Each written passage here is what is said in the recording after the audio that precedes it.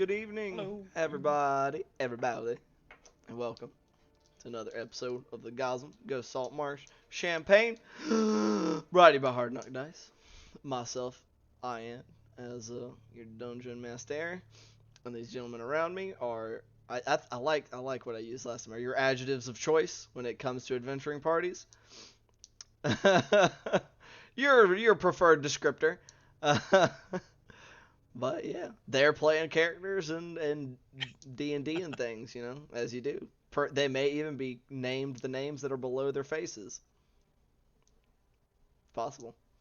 Anywho, brief announcements before we hop into recaps and then into the game proper.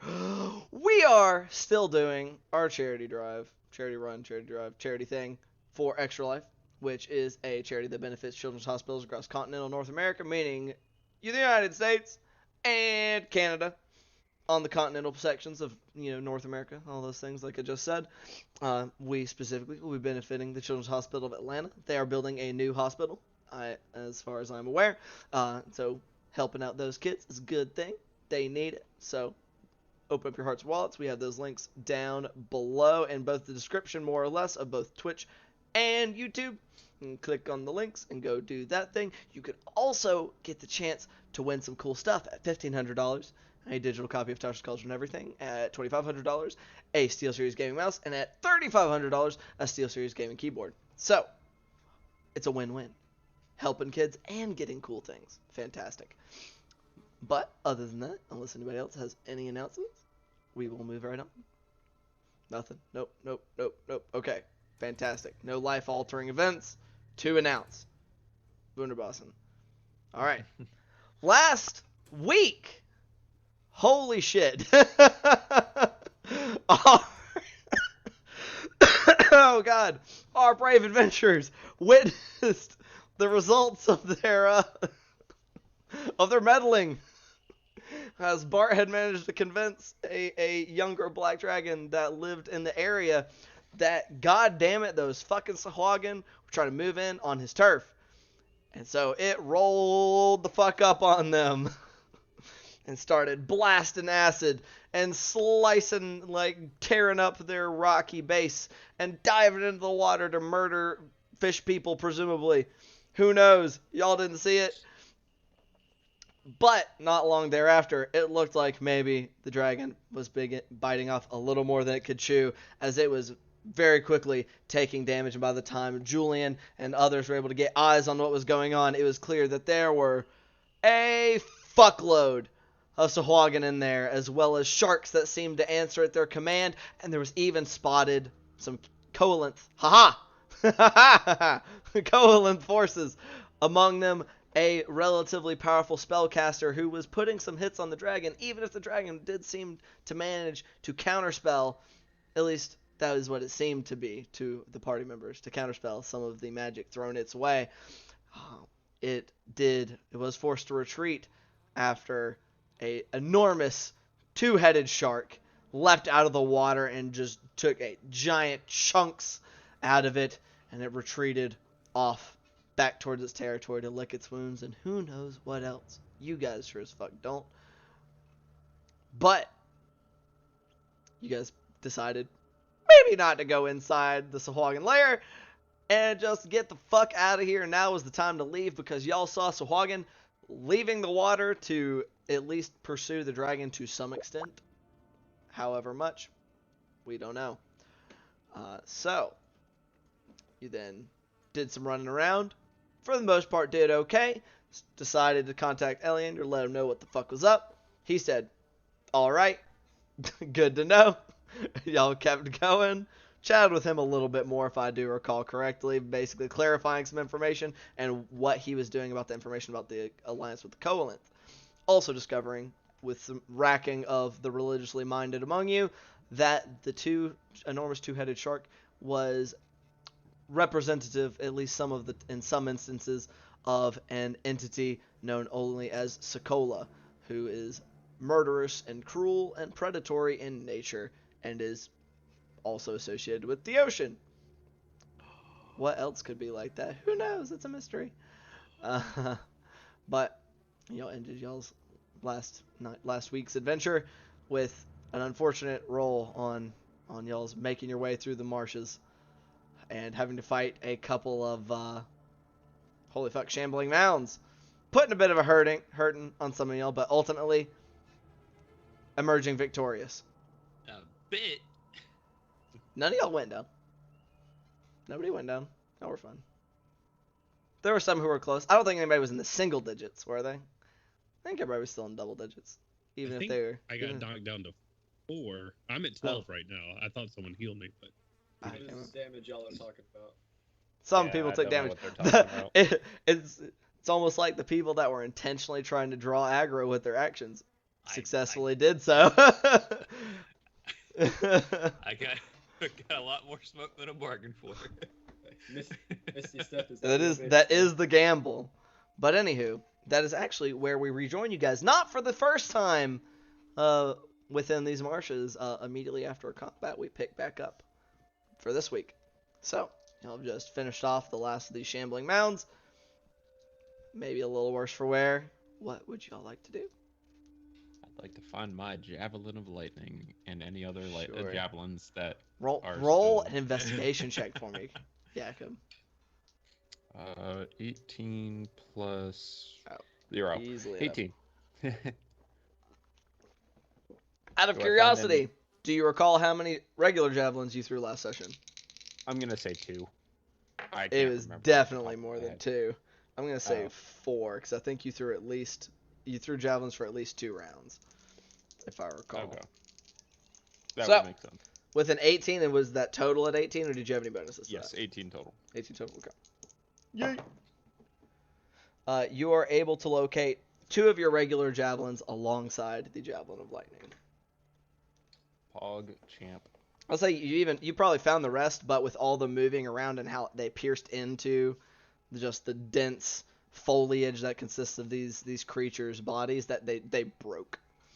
So the only 2 they were able to find in working condition. All right. Anything else anybody would like to be doing? Yeah, I'll gather everyone around to get healed. Just kind of, sluggish actions. Probably a lot of bleeding from the face and mouth area. Just kind of, damn.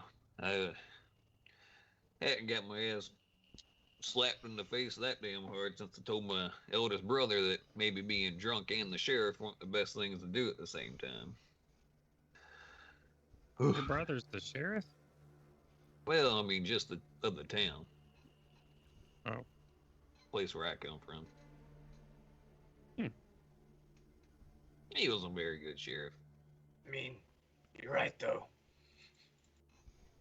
Yep. That didn't save me from ass kicking.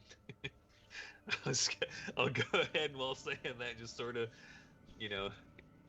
get together and hit myself with a quick cure wounds. All right. Who else needs a little bit of? Put a spell slots where his mouth is. Yeah. Basically. All right, that's a decent 10. Let's go. Nope. Let's not 124 or 142 hit points. All right. Anybody else need a little bit of topping off? All right, yeah, I'll hit. Blue raises his hand.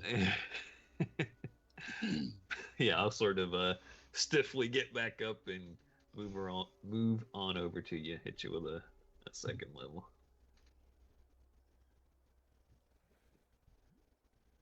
Oh, wait, are we going to take a short rest?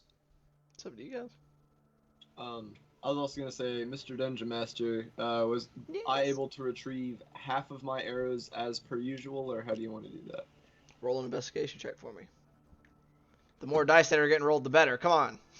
Get it together. Shiny dice do go click clack. Shiny rock, good click clack.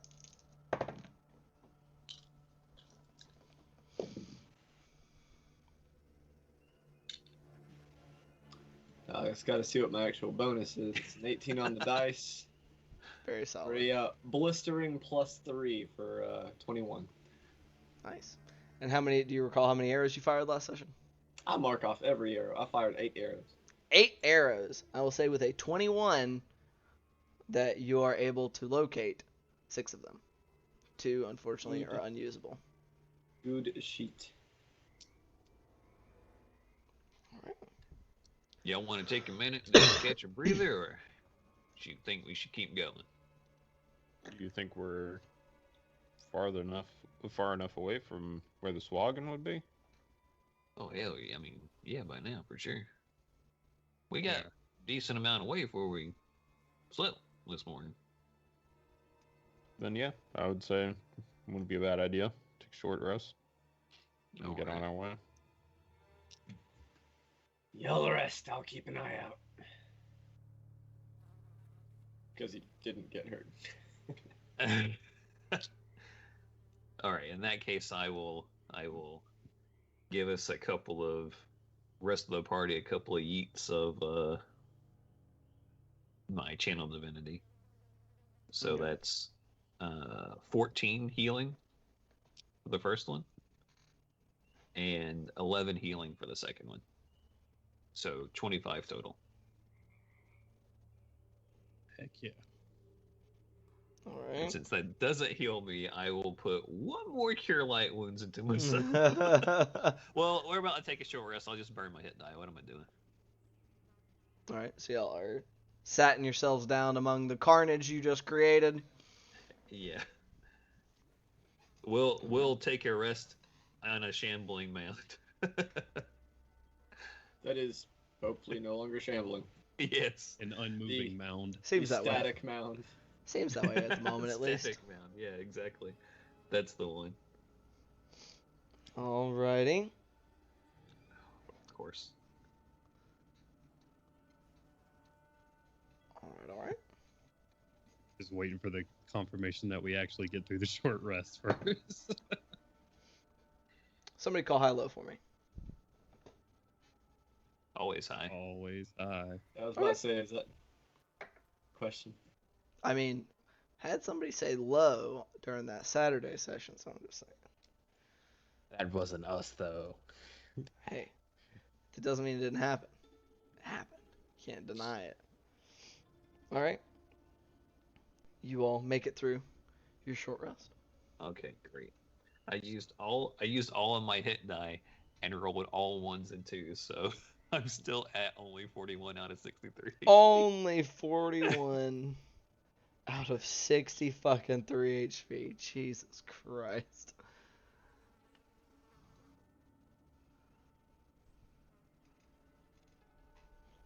Okay.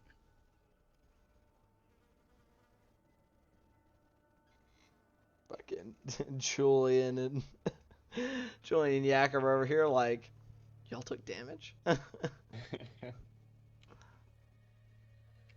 Yeah, y'all don't feel bad. The 2 short guys beat the fuck up. Y'all sitting over there A-okay. They're looking like bright and shiny, like, ha! Hey, I'm covered in mud. Wah, wah. Okay. I'm like over here like doing the whole after you get into like a fist fight where you're like checking your teeth to make sure none of them are loose. Ouch. My goodness. Alright. Is everybody done spending the hit Yep. of the dice? Yep. Alright. Go. So, you all continue to march on. Yeah. I believe, I think, these are things I should mark down, but was that, because I believe I had reduced it down to 2 checks a day, Mhm. and this was the second day of y'all's full days of travel, and I think this was your first check, because I think Gloob went to make a stealth check for you guys. It was No, the first, was because it the second? I think Jakob, didn't he fail with snakes? Oh yeah, he got bit by the snakes. Was that on the same day? I'm not I sure. think so. I think so. Sounds right to me. So, you all continue on. Wait, did Jakob take more damage from snakes than he did from the shambling mounts? You got hit at least once. The shambling mounts yeah. definitely And then did more I, damage than the snakes Okay. did. The snakes, And then I there's very what do I little. call it? Yeah, he second used winded. second wind, which Gotcha. kind of undid a lot of that. I could undid all of it. Second one's really good. Second one's solid, especially when you roll a 9 on your D10. You go, woo, woo, that's nice. All right, and just out of curiosity, what's y'all's marching order? I was under the impression that Julian was going first since he's like pathfinding. Sure. Okay. All right. I'm assisting Julian in his pathfindery, so I'll say I was going next. I'll be last. Alrighty. Gloob, you're in the back, second to the back. Yep. Alrighty, and who that was, like I said, okay, no, we did determine that was the last one for the day. Okay. So, as y'all are marching along, y'all just kind of going with your standard modus operandi, go closer to the evening, like 8, 9 o'clock, starting to get dark, and then you're looking for a spot. Mm-hmm. Preferably close to some water to siphon into a tub. Okay. So when y'all get to y'all's campground, what are y'all doing? So y'all just bedding down for the night like normal. Gloob, I assume you're going and getting your water. You're ritually casting Lehman's tiny hut, and you're just vibing, Julian. Yeah, Julian will be focused on preparations for the following day and stuff. Okay. Checking over like gear, making sure no cords snapped or bags got holes in them. I guess. Whatever smart traveling people do. I'm cracking open that erotica for a second read. Okay, sure. All right. I take back what I said. Julian is giving him some judgmental stare. I don't notice. He's too enthralled with. He's just too deeply immersed. The immersion is the major draw, honestly. Whenever Gloob pulls the tub in and pulls it into the hut when Bart gets it cast up. Bart, how you do that thing where you clean the clothes? You've done it before. Yeah, I can help you out with that. Yeah. How you do it? Well, it kind of involves a little bit of faith and prayer and a little bit of exertion of will. I don't really rightly know how to describe it to you. You gonna teach me how to do it? Around this time, as y'all are having this conversation, Jakob, as you're starting to crack open your erotica while he's getting his things cast, you just feel a knife slip right in between some of these straps on your plate, taking 7 points of piercing damage. Reduced or not? It is reduced. Okay. Is Oh, Jacob what the not fu- in the hut? This is before you finish casting it. Oh, okay. There's somebody here. Take an additional 17 points of necrotic damage, as you just feel an intense burning pain shoot through the open wound. With a 21 hits your AC, correct? Yes. I guess I'm aware I'm being attacked at this point. So you are that one. That's why that one wasn't at advantage. Okay. Yeah, it does. Okay. Taking an additional 6 points of piercing, still reduced.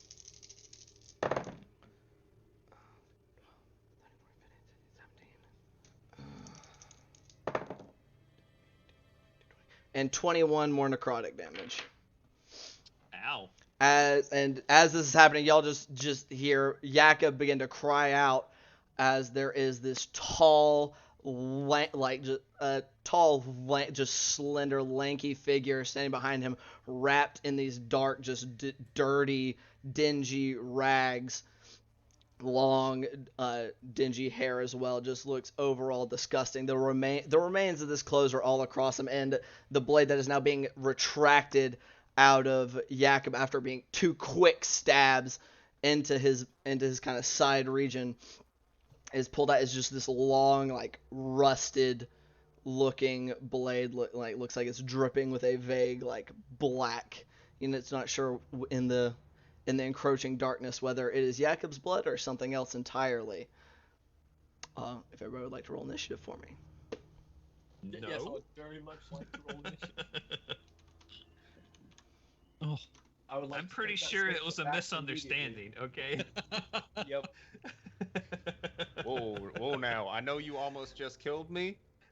Let's talk this out. I'd like to not roll initiative, actually. Alright. Hey, for once, I actually did okay. I want to roll initiative. All right, so real quick, if also, actually, no, we'll leave this for now. This is fine. We're not gonna be hopping into Tailspire quite yet. Hey, you know how I started off last session with a nat 20? Are you beginning it with a nat 20 or is this a nat 1? Is this the opposite? I did not start with a nat 20 this session. Okay. Okay. So we're having fun so far? I'm not. I didn't figure you would be. Mewling. So all right, I'm gonna start. Go ahead and getting those 25 to 20. 30-20. Dirty 20. So I got. All right, and your dex is 20, correct? Well, it's plus 5, yeah. 20. Okay. Well, we know where he's going. All right, and 2015. 18. 19. 18, 19. Okay.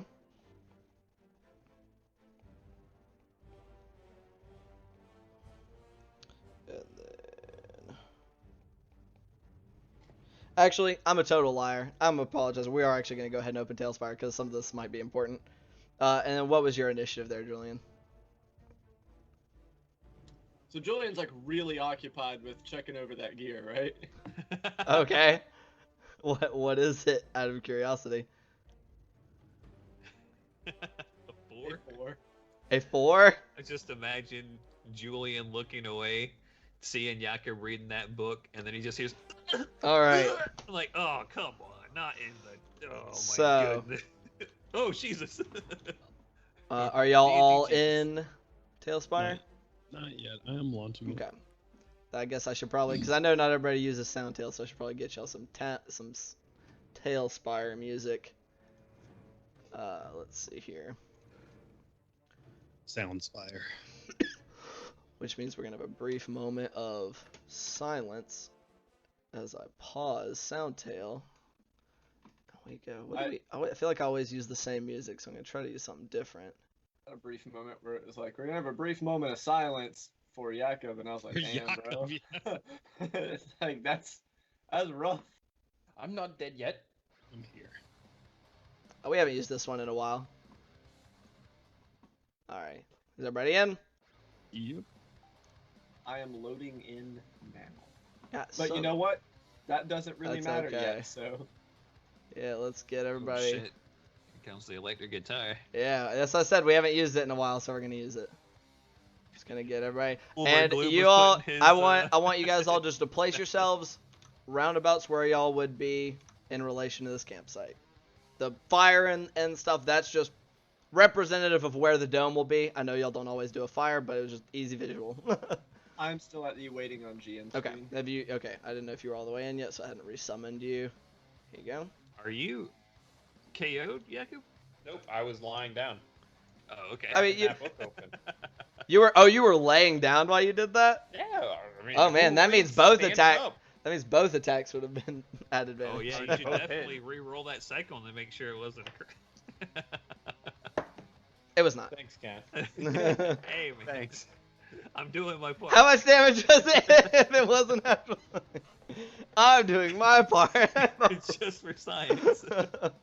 So All I right. see Ken wants my other character to come. So this is where you all are placed. Yeah, there we go. All right. Pay no heed to the model. He's not a tiefling. He had knives, and so I was like, it works. So As you can see, Julian is facing the opposite direction. all right. This is fun and exciting. My goodness. Okay, bring us to the top of the initiative. That does bring us to Gloob. All right. Seeing that, I am going to use my movement get right here next to Jakob. Okay. And as I'm running around, I'll draw the rapier and just leap across this puddle here and hopefully stab whatever this. All right. Go ahead and make an attack roll for me. What? Oh, that's a way to start it off. That's 18 plus 9. 18 plus 9 will definitely hit. Go ahead and roll damage for me. Okay.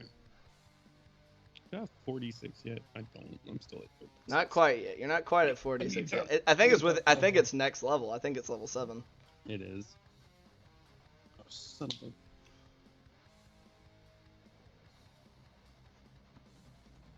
One moment, please. Mm-hmm. Oh. All right.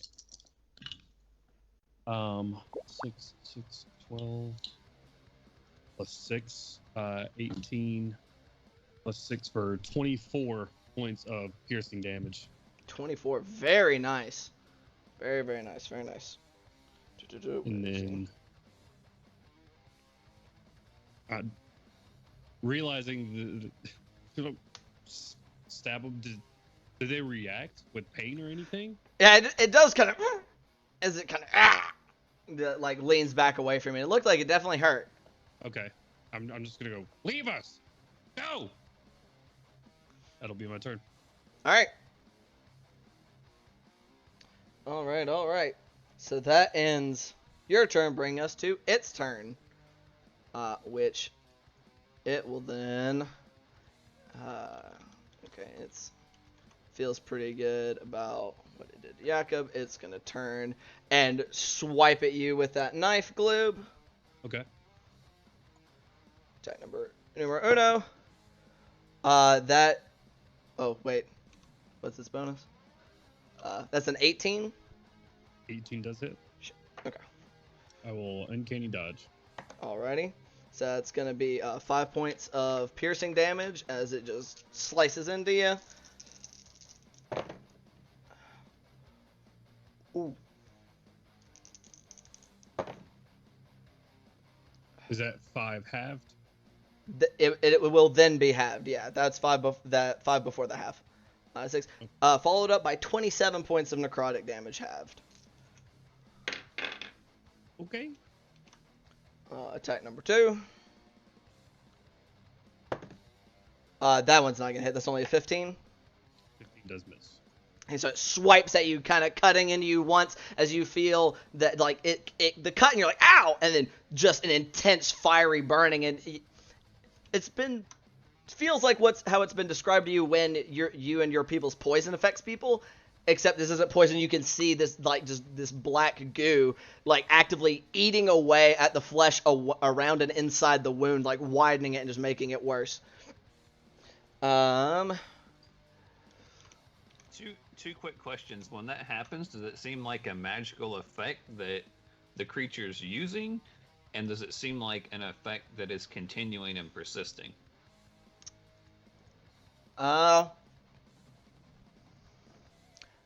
It definitely... It is definitely persisting. And it does not seem to be like he is doing anything to make it happen. Yeah. So, if with a passive perception of 8, just roll a quick perception check for me, Bart. That's a 1. I'm gonna re-roll it to a 24. 24. You see that after the cut there, you can still see, like, you see this black ooze, this black, like, liquid still on the wounds of Gloob. All right, and it is gonna kind of take a rotato around here. Stepping here in this square, which this is technically the square, so never leaving Gloob's threatened range. Can you AOP when you're on the ground? You can. It's at disadvantage, and I would say that you do not have your sword in hand for this AOP, as it hasn't gotten to your round of combat yet. I'm a pouch. Yeah, go ahead and make an attack roll at disadvantage. Stunning strike.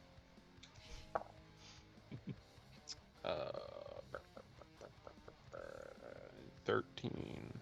13 misses, unfortunately. As you go to Alright. swing at it as it starts to just step around, like kind of jerkily moving around Gloob and making his way around that side.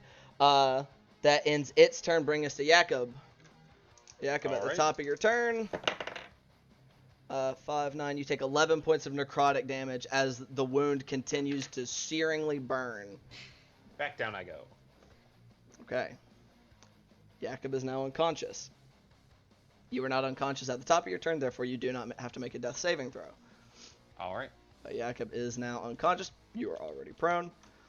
It's then going to use some legendary actions to make a slicing attack at Bart. That's a 21. It hits. Alright. That is going to be 7 points of piercing damage. Okay. 17,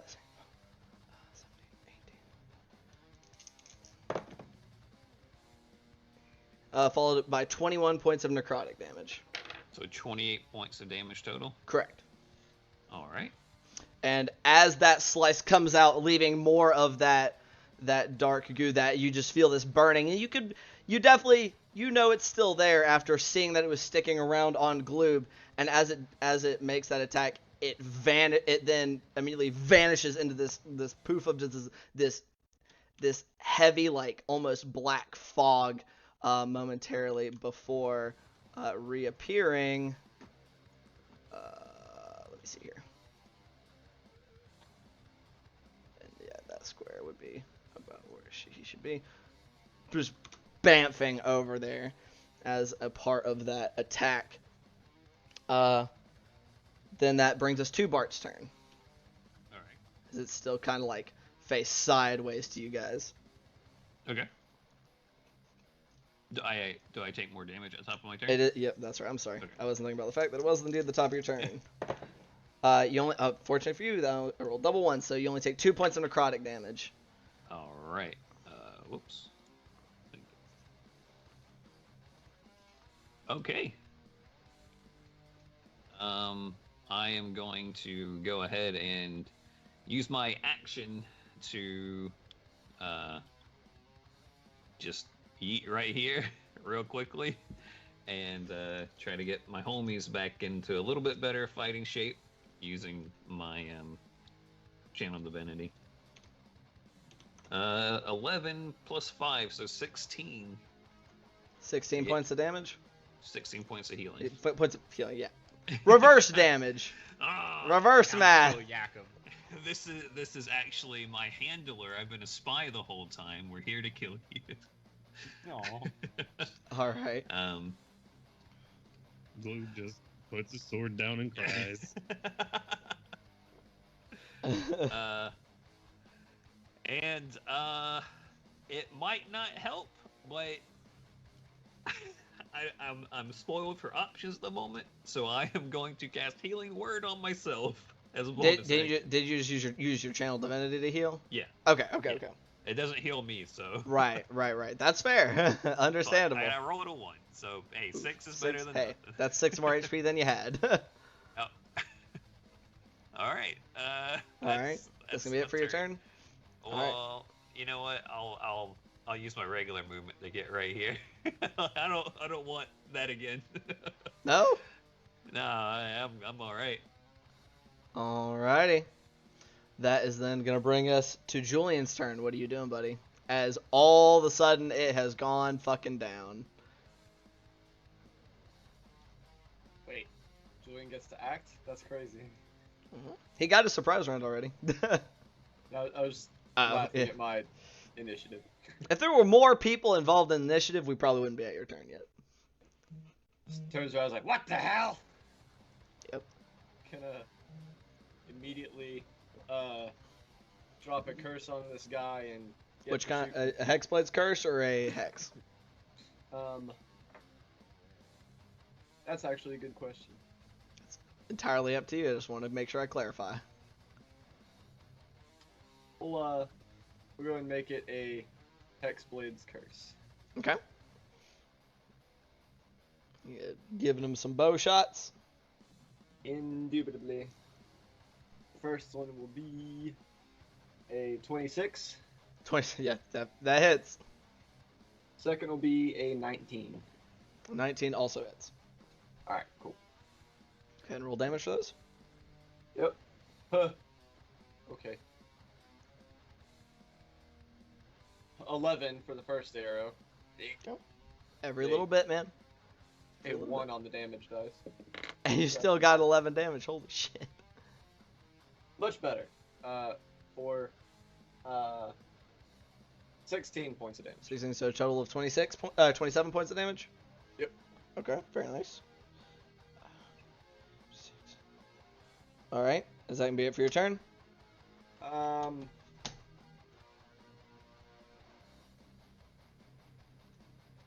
Kind of dash over here. Okay. That'll be my turn. It's move, action, and bonus action. Alright. Ending your turn, that does bring us back to the top of the initiative to Gloob. What are you doing, buddy? Actually, I'm sorry. Almost forgot. Oh, fuck me. That, at the top of your turn, you take 12 points of necrotic damage. Does this stuff look like something I can wipe off? Make a medicine check for me.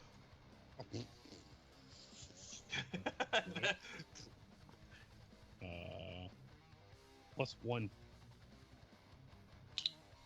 Oh, I rolled a 16 +1. 17. 17. You are able to successfully staunch the wound, being able to get the goo out, even as it kind of is burning into your body, and you're able to wipe it away from you. That does cost your action, though, to remove it. Gotcha. All right. In that case, I will move 5, 10, 15, 20. Yeah. I'll move right here and use my bonus action to hide. All right, you're moving there. All right, go ahead and roll a stealth check for me. It's called 10 plus 11 is 21. 21. Okay, very nice. Alrighty. You feel pretty stealthed. Is that be it for your turn? That's it. Alright, that then brings us to its turn. It does not see you with its passive.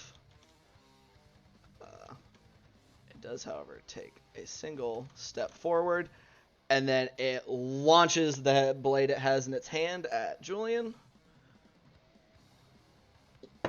You're gonna shield that. Okay, what's that bring your AC up to? 21. Okay, you barely are able to block that first one with a dirty 20. So as it almost before it makes impact with your skin, you throw up that just like shimmering like arcane shield is able to send it flying off. However, it's already reached a hand. Somewhere from within its rags, it's produced another knife, which is already heading your way. You said 21, right?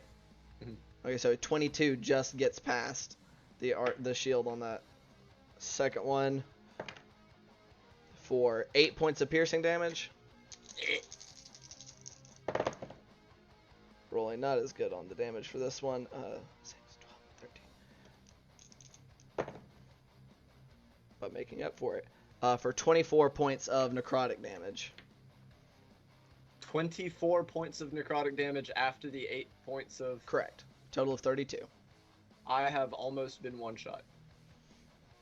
So it should just launching both of these just these nasty looking knives that they don't look like they should be that dangerous, but they slam home, staggering Julian almost to one knee.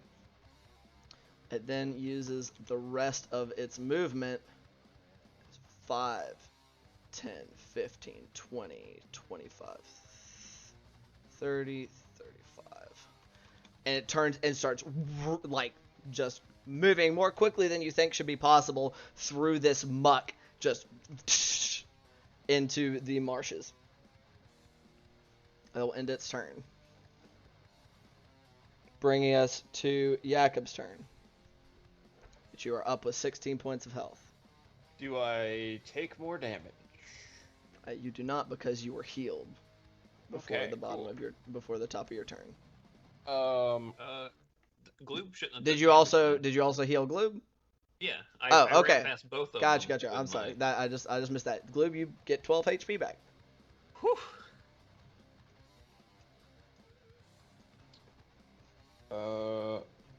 We haven't finished the short rest, have we? Y'all finished your short rest earlier. Okay. Then I am going to use Second Wind. Okay, go ahead. For 12. All right. And then I am going to say we should probably leave. If that thing looks like it's leaving, we should probably leave as well. Does that be it for your turn? Well, I'm going to go 5, 10, 15, 20, 25, 30. That will be it. Okay. Then brings us to Bart's turn. What are you doing? 1, 2, 3, 4, 5 points or 5 things of movement right there. Mm-hmm. And I'm gonna do a medicine check on Julian since I saw that worked on Jakob. Or I mean that Gloob. Wait, did Gloob need to take his action to? Yeah, there is that issue. Gloob, what would you have done with your action if you had not had to make the medicine check? I would have ran in and attacked them, but it's fine at this point. Yeah, for the moment, we'll go on past that. For now, you probably would have gone down. I'll go and use my action before a medicine check on Julian. Then. Go ahead and roll that for me. 19. 19? Oh no, not 19. I think like 16 or something. Hold on. Yeah, 16. 16, okay. 16 is still enough to get it done, as you're able to just quickly get whatever that substance is out of his open wound before it has a chance to deal more damage. Is that going to be it for your turn? Yeah. I'm just kind of looking around, not sure what. This guy just came in and attacked the shit out of us, running away. Jakob's going one direction. I saw Bloom disappear off another direction, and just kind of sitting tight next to Julian, not really sure what the fuck is going on. Okay. Yep. All right. So, yeah, Julian, there. that brings us to your turn. Are you doing anything? Yeah, we're gonna put a couple arrows out towards that guy again. Okay. I won't be doing a hex spell on him, but I am gonna do the favored foe. You only got a hit, so I'm gonna roll this attack. The 23 to hit 23 will hit.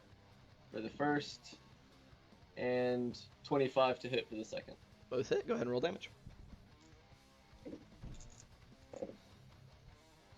Of course. 17 on the first arrow. Jesus Christ. Very nice. Go ahead. What's the damage on the second? 12. 12 points damage, so a total of 29. Yep. All right. Both arrows slamming home. Kind of, you see it doing enough, definitely hitting hard enough to kind of putting a jerk in his step as it's scuttling off and away. All right. That brings us back to the top of the initiative to Gloob. And I feel now is a good time to ask, are y'all planning to pursue? I'm not going to pursue, but what I am going to do, before I speak, I'm going to spend my movement and bonus action. I'm going to use my object interaction to pull out my crossbow, aim, and I'm a steady aim. Well, actually, I don't need to do that because if you move, you will lose the. You can't move. Right. Well, I don't need to do that because I'm hidden, correct? Think so. Okay. All right. Well, actually, let me double check. Am I rolling with advantage? Yes. I don't plan on going anywhere anyway, so if I need to steady aim, I will. But I'm just gonna mount up on the tree and loose a bolt at him. Okay. Go ahead and roll an attack. Hey. 17 plus 8 because it's my bow for 25 to hit. 25 does hit. Cat. 10, 13, Oh no, 14 plus 5 for 19 points of piercing. Okay. And then after that, I'm just gonna call back. We don't need to just run out in the darkness. We need to get the dome up. Start working on it. The rest of us can look out for this thing. And that'll be my turn. All right. So that brings us to its turn. It continues to disappear off into the darkness. I'll say definitely getting outside of the range of y'all's dark vision as it does so. So, unless anybody is planning to try to pursue, what are y'all doing? So Julian will move 30 feet in the direction that it was, but that is Still as far cannot as he see will it. go. All right. In that case, while the dome is being worked on, he will be keeping a lookout. Okay. Are y'all reconvening still in this area to try to get the dome up? I want to get the dome up and start trying to get the dome up immediately where we were doing it anyway. Okay. I'm going to climb up this tree that I'm on and try to re-stealth. Okay. Roll stealth And check just for me. keep an eye out. I'm going to move over to Bart and make sure that nothing gets close while he's. Actually, right before I get that dome starting to get set up, I'm going to hit myself with a cure wounds, because I'm in one-shot city for real. If that guy hits me again. Okay. I rolled a natural 20 plus 11 for 31 on the stealth. Fortunately, it's only 9 more hit points, but Oh, I suck so bad, guys. what's up? I was too busy trying to keep things moving. I never put us on our battle map. So just if anybody was curious what that might have taken place on, this is where it was.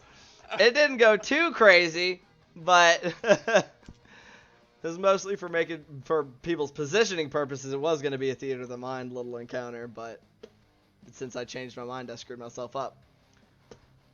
Well, shit. That's what y'all would have been looking at. It didn't change too much, so now we'll move us back over. God damn it. Oh my goodness. Ouch. All right. Yeah. You be swift to that dome. You vanguard out here with 4 hit points. Whoa. That's still fight music. Whoops. There we go. So, as y'all stopping, y'all are trying to do everything. Some of y'all are keeping watch, or is it the 3 who are not erecting the dome that are keeping watch? Yep. Okay. Can I get perception checks out of the 3 of you?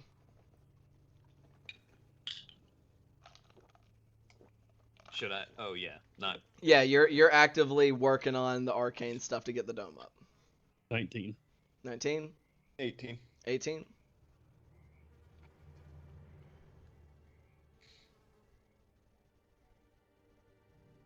You gotta tell me the number, dog. No? Natural 1? 3? A 5? Natural 1. A natural 1. Okay. Julian, you are like actively, like, your vision is kind of blurring and starting to go dark in places from the hit you took. Like, you are in a lot of pain and it's not fun. 18 and 19. I had too many good sessions in a row.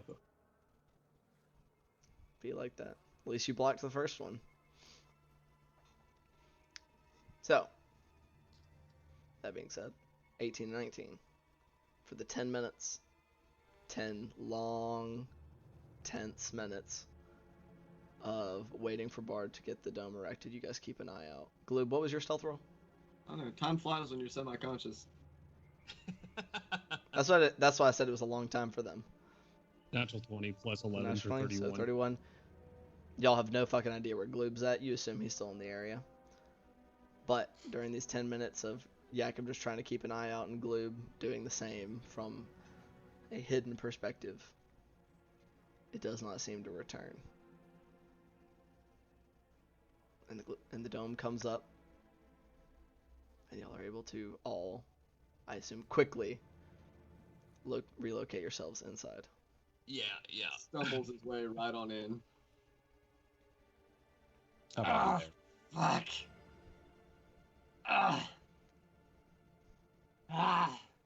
Fuck. What's that? I have no clue. Julian will look at the blade that was in his body. Okay. You just taking it and giving it a look. See. It almost looks like a knife you would have found in like a butcher shop, like one of the long thin ones they use for cutting, like that are usually really sharp, and they use for cutting like the really thin slices of meat. This man shanked me with But a it looks fillet knife. But it looks like it's a fillet knife, but like kind of rusted and dingy looking, but very clearly still dangerous. I have no clue what that was. Have I ever seen anything like that in the swamp or in the marshes? Rather? No, you have not. Okay. Can I just get everybody give me a round of just straight charisma, not charisma, straight wisdom checks. Damn, I was 30, hyped 20. there for a second when you said 30-20? 8. 8. Thank fucking God. 22. 22. Nice. 5. 5. Actually, Julian, I hate to say this because you rolled really well. No, you know what? Fuck it. You were looking at it. That's fine. 22 and then a 5 for Gloob. So our 8 and our 5, nothing. 20 and 22, however, I will say that in the brief chaos that was some of the only things y'all saw about this person. Like I said, it looked like a ragged, tall humanoid. Aside from it seeming much more dangerous than one would expect, like it looked almost like vaguely skeletal. Like it looked not like someone who'd be in very poor health. But with your 20 and 22 respectively, you guys did notice its only accoutrement, a necklace dangling from its neck, and at the end of that necklace, a familiar symbol of a spiked mace with a skull on the end.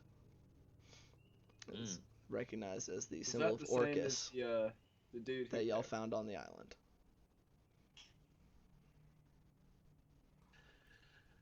Whatever that darn thing is, he's got a medallion of Orcus around his neck or something. I'm gonna kill a god. Oh, once I feel better, I'm gonna kill a fucking god. That son of a bitch.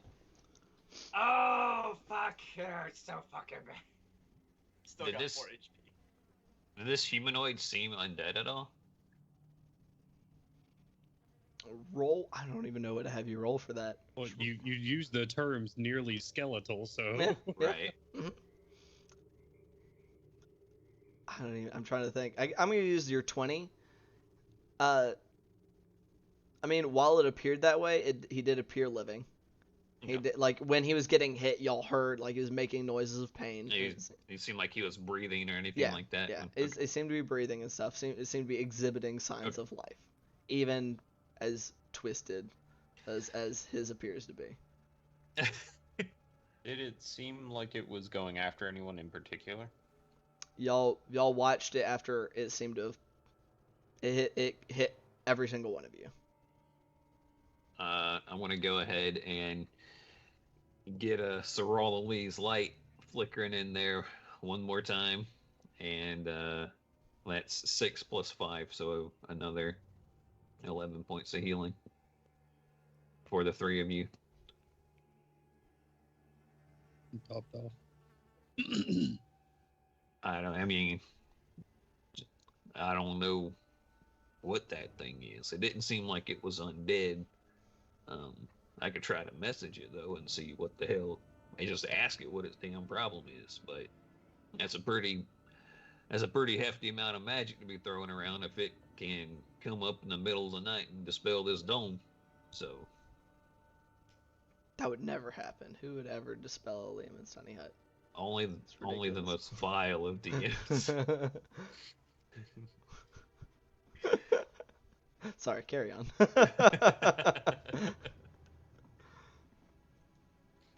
I mean, you got a Lehman's tiny hut. You keep putting it up. Eventually, someone's going to dispel it. Like, it's just going to happen one of these days. Maybe. Yeah. It's pretty late. We got kind of a late start to our camp. So, You guys want to take longer night shifts? And maybe take shifts in pairs or something like that? Just double up, yeah. All right. Yeah, that might not be a bad idea. Okay. So, who? It's just you and I that aren't really able to see in the dark, right, Bart? I can see pretty good. Yeah, I'm not much of a night person. And then Gloob, you have those goggles, I think. So we should probably do you on one. How would this work out? I I can take first watch. If something happens, I'll wake you up. But you two need to rest. You got hit harder than I did. Bart's healed me up. I'm okay for right now. I'll be honest, I'm not gonna be able to be much use in a fight right now. Yeah. I mean, if it happens. Yeah, me and Gloob can take the first watch. Julian, you're gonna need your rest more than anybody. I mean, I'll be all right. Bart, you're gonna need your magic for the morning, because if that thing's just sitting there waiting on us, maybe if it gets rid of the dome, then we're all right. If it gets rid of the dome, I'm gonna need to be here to try and stop it from doing something else and not be asleep. If it wakes me up in the middle of the night, I'm not gonna have my spells anyhow. And if it's asleep if the rest of us are sleeping during the day, then Jakob and Julian will be healed up and rested, and Jakob will be able to see. Hopefully, we roughed it up enough that it's gotta lick its wounds too. Right. And I'm gonna take a moment to pray to all of the fucking gods that it's alone. Yeah, that was not like a figure of speech. He is going to do exactly that. Very well. Well, if I'm not going first, then I'm gonna lie down. Yeah, get some rest. One impromptu prayer later, and Julian will be following suit. Oh, goodness. Phone notification interrupts our long rest. Y'all don't get it. Nobody heals. No. Magic. All right. Okay. So who was it that was taking the first watch? Was that Gloob and Bart? Or y'all, because y'all did say we're taking them in pairs. Okay. Both you roll perception checks for me. Yours will be a straight roll. Old Bart. All right. 16. 21. 21. Very nice. Okay. So y'all taking the full first 4 hours, or how y'all want to do this? Because if y'all do this in pairs, y'all will not get a full long rest in just the 2 watches. We'll probably Swap stop off. at dawn. Okay. Because we said we were going late into the night to begin with, so I imagine it's like 10 o'clock or so before the time that we bed down. That's up to y'all. So I figured it's around somewhere in that between 8 to 10 o'clock region of time, so. All right. Okay, so a little bit before dawn, we'll shift off and sleep into the day some. So y'all are taking a long enough watch for them to get a long rest. Yeah. Okay, so y'all are taking a minimum 6-hour watch. Right. Okay, so that was a 16 and a 21. Hmm.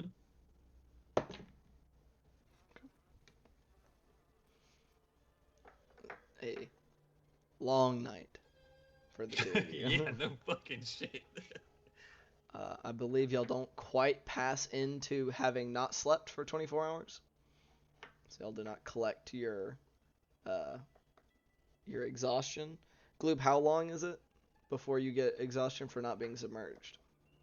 24 hours. 24 hours? So since you spend your whole nights in there, you will not quite be at your 24-hour mark either. But a long night.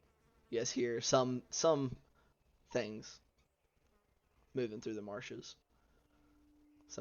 With a 21, you're easily able to tell that some of them are animals. Some of them are slightly larger beasts. but no more signs of anything humanoid for the 6 hours of y'all's watch.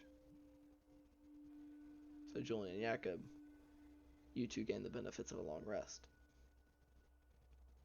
And then Bart and Gloob, I imagine y'all bed down yourselves. Yep. And I'm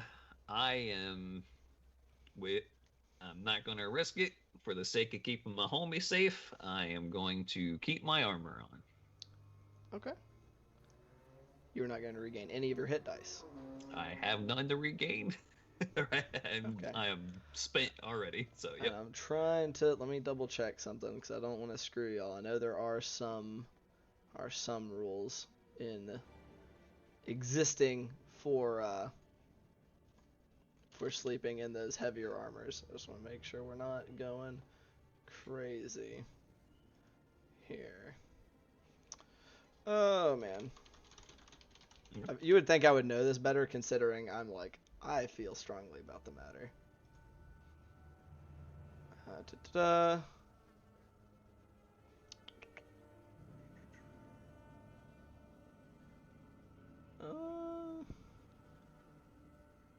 Yeah.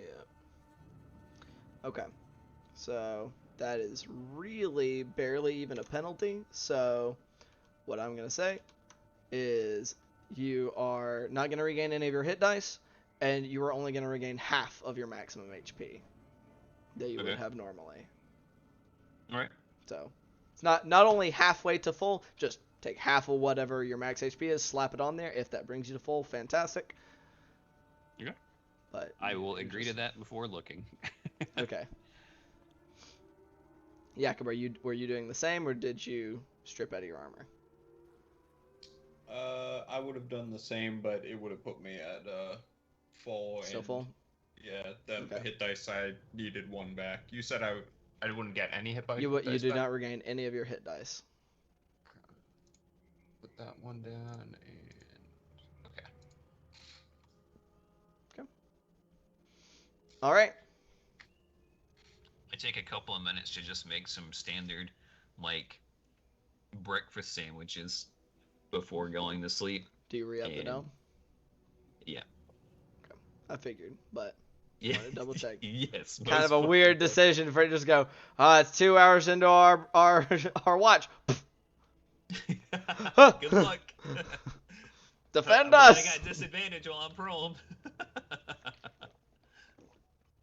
All right. Recasting the dome, getting some quick food before you guys bed down. Join Jakob. It's still, so around 10 o'clock, 6 hours. It's starting to get into the wee hours of the morning. You got that faint, really kind of light where it's still hard to see, but it's starting to get that way. So considering y'all are taking 6 hours of a watch, I'll say roll it as if you could see. This is going to be a 14. long while. 14? I see Wildwood back there being a troublemaker. I just hear tsh, tsh. It fucks with the blinds. Piece of shit.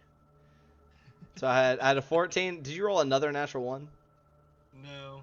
What'd you roll? 12 total. It was a 9. Oh, you're in the double digits. Stop crying. Barely. Jeez. It could be worse. It could be a natural one. Yeah, again. It Yeah. could be, you could be dead. What if he had crit you? I rolled 1s twice on damage and on my perception check, and a 2 on my Oh initiative. my This god. is not my session. That man said, I rolled 1s on the damage dice and did over 50 damage in 2 rounds. All right. Yeah, there's a very good chance that if he crit you in that second one, it could have possibly just killed him deleted your outright. character. Yeah. It could have quite possibly hit him out. That would have cost so much gold. Yeah, don't do that.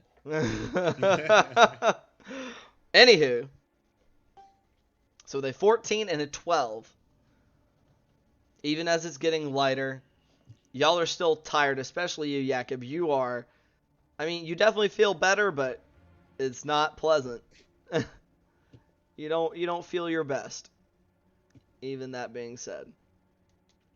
So, but you are able to manage to make it through the marsh equivalent of morning songbirds come through the air. The bugs start to come out and buzz, and it starts to get uncomfortably warm as it makes it into the later hours of the morning. I'll probably half wake up at some point and turn Probably so. the opacity the down hat. a little bit on the dome. Get it a little bit sun tinted in there. You're over there and go like, back to sleep. you're over there. Yeah. I just call it Mr. Rolly, the like clapper Alexa. dome. Clapper dome. It's like those sunglasses that get darker in the presence of light. The Hell dome yeah. just darkens. All right. All right. Sorolla, set lights to 50%.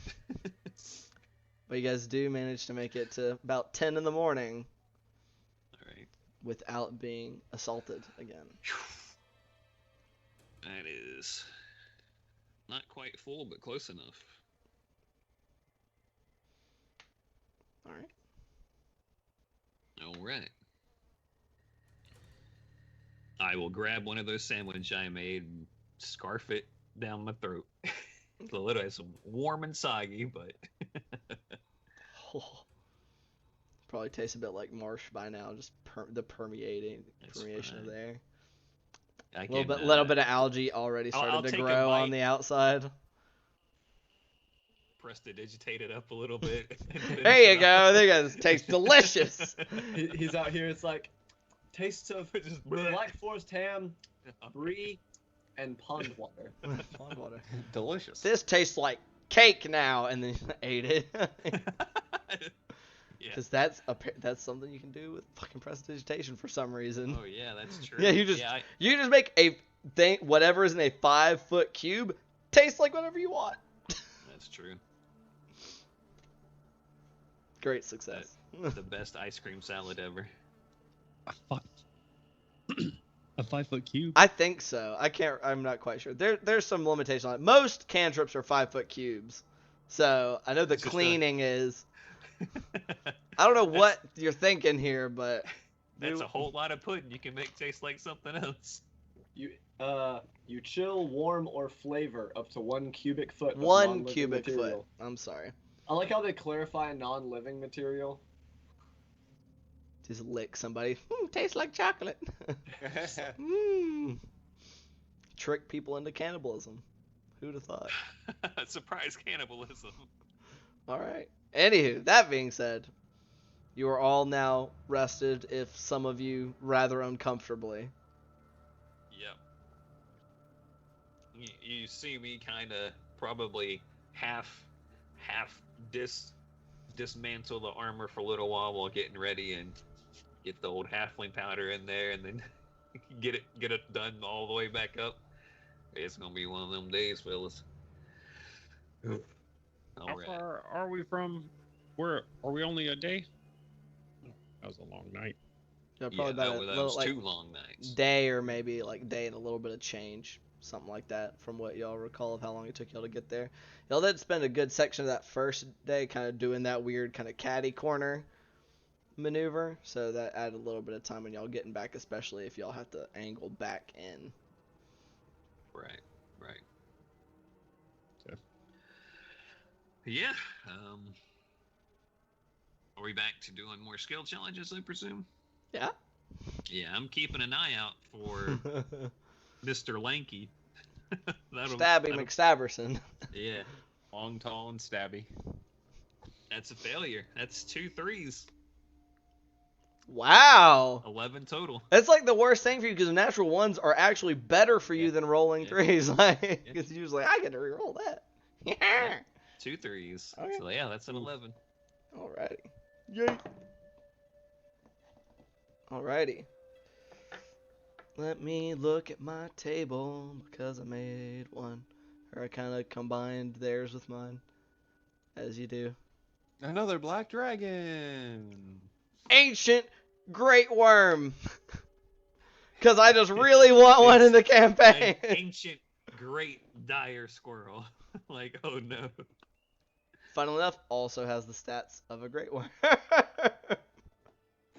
It just has a really floofy tail and a much more deadly bite attack. Nah, he also has a breath weapon. Anywho, It's just acorn. can you make a Constitution saving throw for me, Bart? I can do that for sure. That's 3 threes in a row, so a total of 6. Okay. 6? 6 total. Yep. Hold on, let me check something. Take 7 points of not piercing, poison damage, Uh-oh. and you are paralyzed. All right. Nice. Bart, you good? So as y'all were walking along, and Bart is he's looking around, scanning around trying to keep an eye out for this guy. He steps on one of those plants that y'all avoided previously, and as you do so, that kind of the pollen kind of substance poofs out, and you inhale it before you have time to react, taking that damage and just freezing up. Do I know what these flowers are being from the marshes? Are they that common? Did you say 7 or 6? Sorry. 7. Okay. Roll a nature check for me with proficiency, even if you don't have it technically. Okay, so just plus for proficiency. Okay. I mean, 16 plus 3, so Yeah. 19. Okay. It was gonna be easier because since you were from here anyway. I don't have a name for them. Okay. I did not name them. I'm sorry. I will All think right. of a name for them. These are fuck 'em ups, and it There just you go. fucked Bart up real bad. Old lock root. That's not a bad idea, except they're flowers. But sure, why not? Lockroot. I like it. AKA fuck 'em ups. But yeah, you know that these are things they're around the swamps, and it's kind of like a defense mechanism for them. But there are predators that have learned that that's what they do and will lurk around them. Instant look around. Roll a perception check for me. 9 plus 4 for 13. 13. Mm-hmm. You do see some movement in the waters and stuff, but none of it is approaching you guys. Okay. Do I know how long this paralysis lasts? It usually lasts somewhere around the realm of about a minute. So, unless one of you guys has anything you guys can do for him. And I'm sorry. Start rolling Constitution saves for me. Okay. I'm just gonna hold them up. Just curious to see. Should wear off soon. See how long it takes. If it takes a full minute or not. Is that another 3? Shit you not. 4 threes in a row.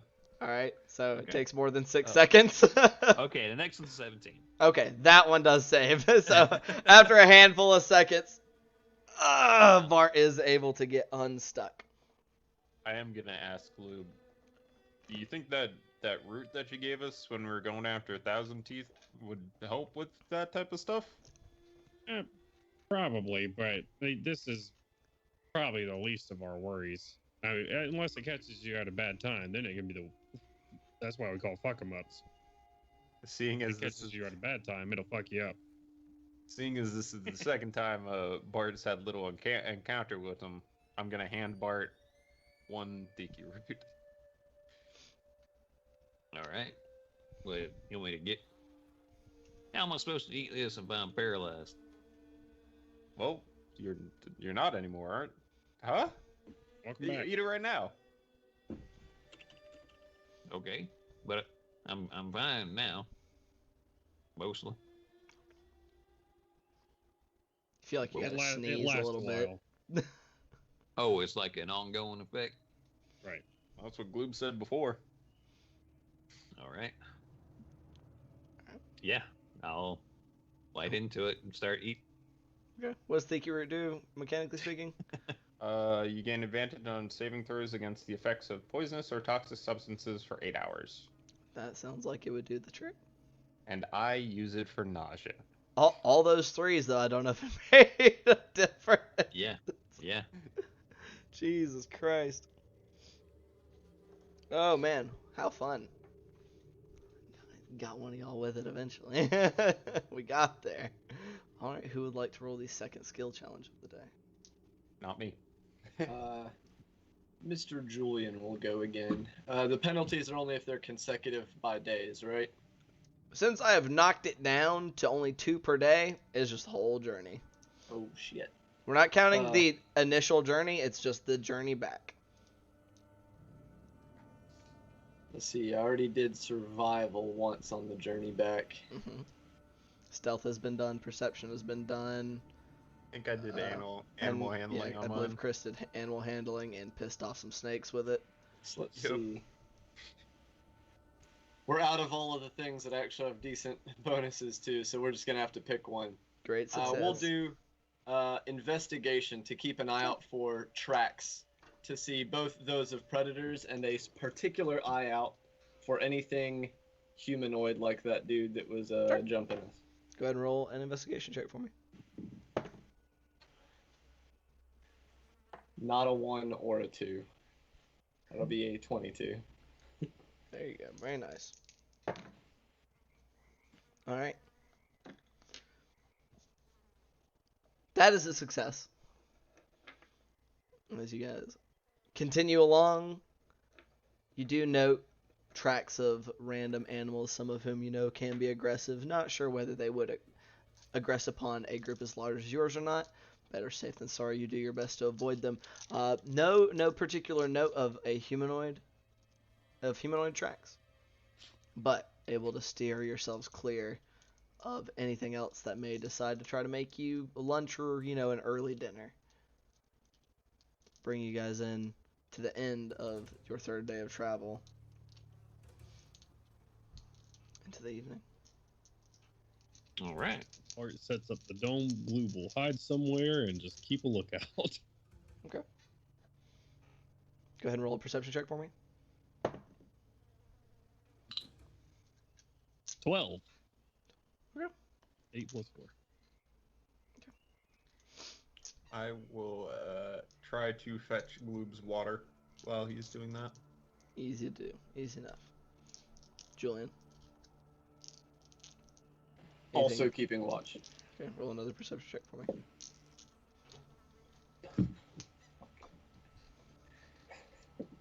That'll be a 9. Okay. Bart is able to get the dome up uninhibited this evening. No more stealthy stabbings in the night. For now, at least. For now. So out of curiosity, what time did y'all stop since y'all got such a late start today? I was going to ask that. Do we want to stop closer to dark or go on into the night with this thing following us? Julian's vote is going to be closer to dark. Yeah, you just camp up at dusk. Yeah. That's probably safest. From dusk till dawn. Okay. So y'all didn't travel quite as far as you normally would have since y'all got your later start today. No. So y'all knew already that with the delays of y'all doing that angle out and the fact that y'all are gonna have to angle at least a little bit back in to get back towards the camp, it was gonna take y'all into the 4th day anyway. But that being said, who is taking watch and in what order? Assuming y'all are taking watch, of course. Y'all don't have to, I guess. Nobody's making you. Okay. Alright. Go ahead and roll a perception check for me, Glue. 14. 14. Alright. Alrighty. Okay. Glue. With your more normal watch of being only about 2 hours, keep an eye out. It's oddly quiet. But you don't see or hear anything of danger or anything that appears to be threatening y'all's space. But it is a little quiet, even for night in this marsh.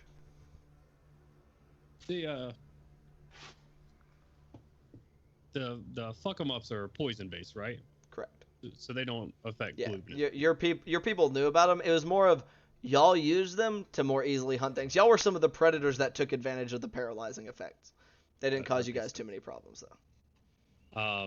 In that case, just kind of throughout the day when I'd say want to pluck one off the ground or whatever, shake out the poison part or whatever, just the flowers from them, not necessarily like the whole root and stem and whatnot. Mm-hmm.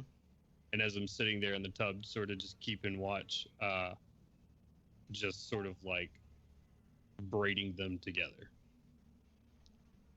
So you're shaking out like the poisonous kind of pollen-y substance that they spray at people.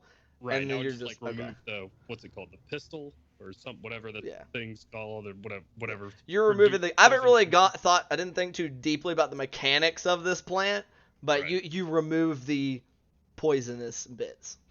Gotcha. Okay. Yeah, and just start braiding them together while I do my watch. And that's it. Easy enough to do. I swear where I thought you were going with that was you were gonna like add them to your bathwater like rose petals, and I'm like, but why? Why not? Glue feeling fancy. Yeah, man. It's a sign of status. It's a status symbol. All right. I don't know if I'm just gonna wake up. I don't know if anybody Julian. has scheduled it. Yeah, I don't know if we scheduled it or not. So, It's either Julian or whoever y'all scheduled, I guess. Oh shit, I don't remember. Yeah, Julian. I think that's usually. All right. Julian will take over the watch. Didn't you say you were going to start giving Jakob your goggles whenever you shifted or swapped shifts? Mm-hmm. Okay. We'll just leave them hanging on the tub. Okay. All right. So that brings us to Julian. Roll a perception check for me, buddy. Think about high numbers, guys. That's dumb.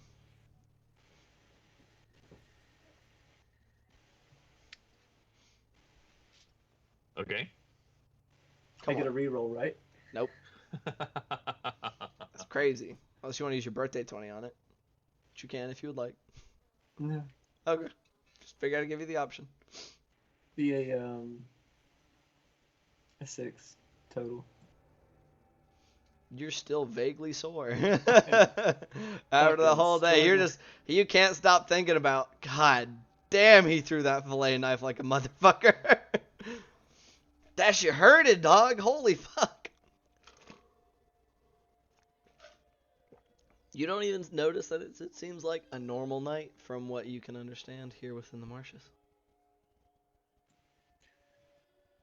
Man, I hope that's a good thing. Okay. I will wake up Mr. Jakob. Okay, Jakob's going third. Yeah, because Bart always goes last for Oh, He yeah. has to make his good berry jam or whatever. his bean toast. Ah, the good beans. My favorite spell. Good bean. Okay. I must have gotten to a very particularly spicy part of my book because I rolled just an said- 11. Okay. Mixture of you're kind of like you're still kind of tired because sleeping in the heavy armor didn't do too good for you the night before, so you're kind of trying to read the book to give your mind something to keep you occupied. But also you can't really focus on the book because your daughter's kind of being a small child ghost right next to you. And it's about this time, Gloob, my good friend. Your dreams are contentious in a familiar sort of way. Not familiar in that's happened many times, but one notable time. As you sink into sleep, and you find yourself running through a dark, scary wood once again from an unnamed fear. Flits through your mind of fleeing an individual, fleeing a group, fleeing an entity. It just seems to change from moment to moment, and it's no exact passage of time before you finally are coming to a stop and turning almost appearing before you is a towering figure composed of darkness with long talon-like fingers, and it's like seeming to be within a robe, a hood, unable to see any facial features aside from two bright glowing eyes. You appear to be having lots of fun since you left me.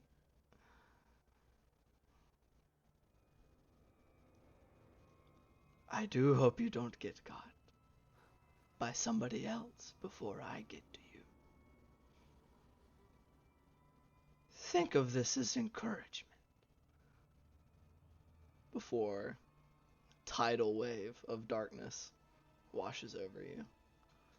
I would like you to make a wisdom saving throw for me.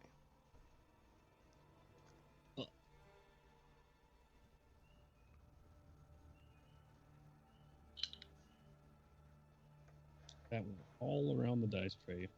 That is 10 total. Okay. Unfortunately, that fails. As these nightmares haunt you, being chased, nipped at the heels, torn on, thorns and branches, bitten, slashed. Anything but rest for the rest of your night, as you take 11 points of psychic damage throughout the evening. And you will not gain the benefits of a long rest tonight.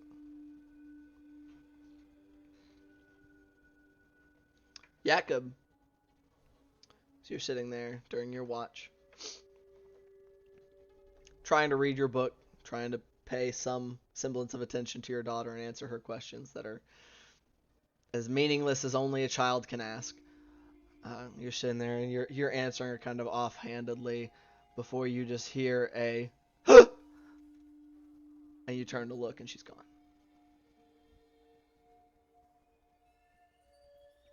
Sin? You alright? I'm sure that can only be a good thing.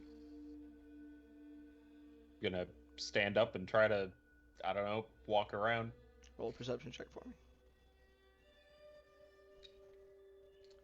Dirty 20. Dirty 20. You look around,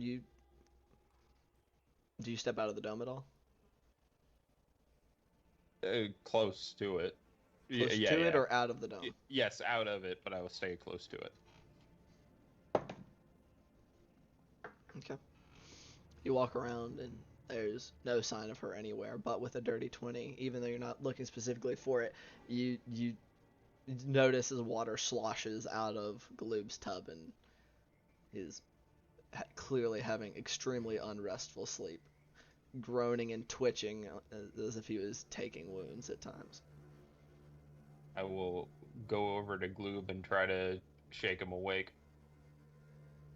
And be like, Gloob, are you alright? Look like you're having a nightmare. Do I wake up during that? I'm checking. I mean, nothing says you don't, so I will say you do. And is that, reiterate, when you wake up, you take the psychic damage. Gotcha. So as Jakob wakes you up, and like pain racks your brain on a level like it's not physical. You can tell. Gloob, are you alright? Wait. You look like you're having a particularly bad dream. Just wanted to make sure you're alright. I think so, yeah. Okay. I'm right over there if you need me.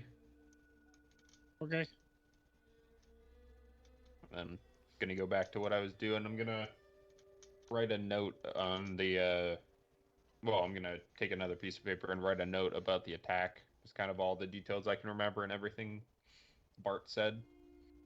So we can give it to Eleander. Okay. Gloob, you can't get back to sleep. And Glue will just take the flowers that he was fighting together earlier, just like clutch him in his hand and just stay awake under the water, just sort of like clutch him up against his chest. Okay. Yeah, come. The rest of your watch plays out. Quiet. No sign of sin. By the time you lay down and wake Bart up for his last watch. All right.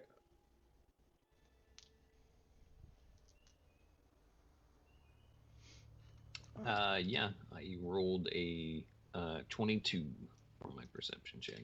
All right. And I guess, I mean, would I notice that Gloob's still awake? I'm underwater Probably right now. so. Yeah. Oh, I guess you're he's just under his underwater. water. You're completely submerged. Mhm. Okay. So no, his tub is still. Okay. I will continue with the standard morning then. Maybe giving a couple of extra glances around and not taking watch so nonchalantly as I have in the past. Right. Out of curiosity, Yakim and Bart, were y'all sleeping in y'all's armor again? No. No. Okay. All right. You'll be getting the full benefits of the long rest then. Bart. The 22 was similar to what Gloob noticed, that there's nothing in particular nothing actively catches your attention, but more of that there should at least be something. And it is. The silence is almost deafening. Like there should be something moving around out there, but you can't hear anything or see anything for the life of you. Not anything beyond like bugs. Things that are too dumb to know when things are dangerous. So it is rolling around to dawn and there's just like nothing happening. Correct. All right. So, but y'all do make it to the morning. Yeah, I'll wake everyone up and let them know it's a little too quiet out there. Get ready quick in case something's waiting on us. Gloob, you will be taking a point of exhaustion. Was that? Said if you have not already, go ahead and take down your point of exhaustion. I did. Okay. Whenever you, I hear everybody starting to stir and everything, we'll just kind of quickly get up out of the tub and everything, grab his pack and says, I'll take lead today, and just walks out of the dome, and we'll stealth ahead. Okay. So, is everybody following? Yeah, Julian after a moment is like, oh, well, all right then. We'll go ahead and manifest that bow and get on the road. Okay. We'll stealth about 50 feet ahead. Okay. So that's gonna be a straight roll because of your exhaustion. 19. Total. Yep. Nice. Okay. Are you looking for anything in particular? You're just trying to be ahead to notice things, like try to get to things before the group gets to them, I assume. I am trying to notice things before the group does, but Gloob is also just trying to stay ahead of the group. That way he doesn't slow them down, because he knows in the past they have stopped when he has been tired. So he is going to try to stay out of eye shot, or at least readable eye shot, or insightful eye shot, if you will. Okay. You're currently beating everybody's passive perception, so they're not, even if you were right on top of them, they wouldn't be quite sure where you are. So that is what I will do then, and stealth, and Alright. just keep an eye out for anything dangerous heading our way. Okay. With a 19. You're just sneaking ahead 50 feet, taking a quick break. We slowly pass you, and then you sneak ahead a little bit more. With a 19, it is still barely a success due to the fact that it has already been rolled on this journey. Close, but it still makes it. As you are able to stay successfully stealth ahead, not running into anything immediately. You're in the front, actually. Roll me a perception check. Okay. Oh, man. Wait, at disadvantage. Correct. 7 plus 4 for 11. That's not a hard check. Not hidden, not really. But as you guys make it a little ways into the day, start to see why maybe things had gotten quiet as you just see bodies of animals here and there peppered about. Not necessarily like a really dense population, not piled in any one local area, but you start to notice corpses. Just death. Dead. With distinctly wounded, of course, but not eaten. Just dead. Can I grab one that's close to me? Sure. Like some sort of small animal, whatever I find, like rabbit or whatever, go grab it and inspect the wound, see if I can tell what made it. Roll a medicine check for me. Disadvantage. Well, that's a natural 20 and a 6 for 7 total. 7 total. Appears to be some kind of. It was a weapon. It was not killed by an animal. Gotcha.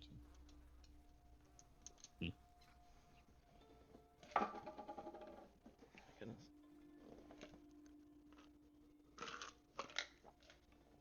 Do you point this out to the rest of the party? Yeah, I'd be looking around, just like you'd probably end up walking on up to me with like dead rabbits live in the fucking marsh. I don't know, dead animal of Some smaller sort.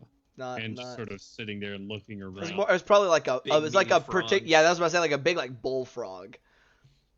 You see me holding cousin George in my hand. Does cousin George seem like he has some extra black liquid around his wounds? Roll a medicine check for me, Bart.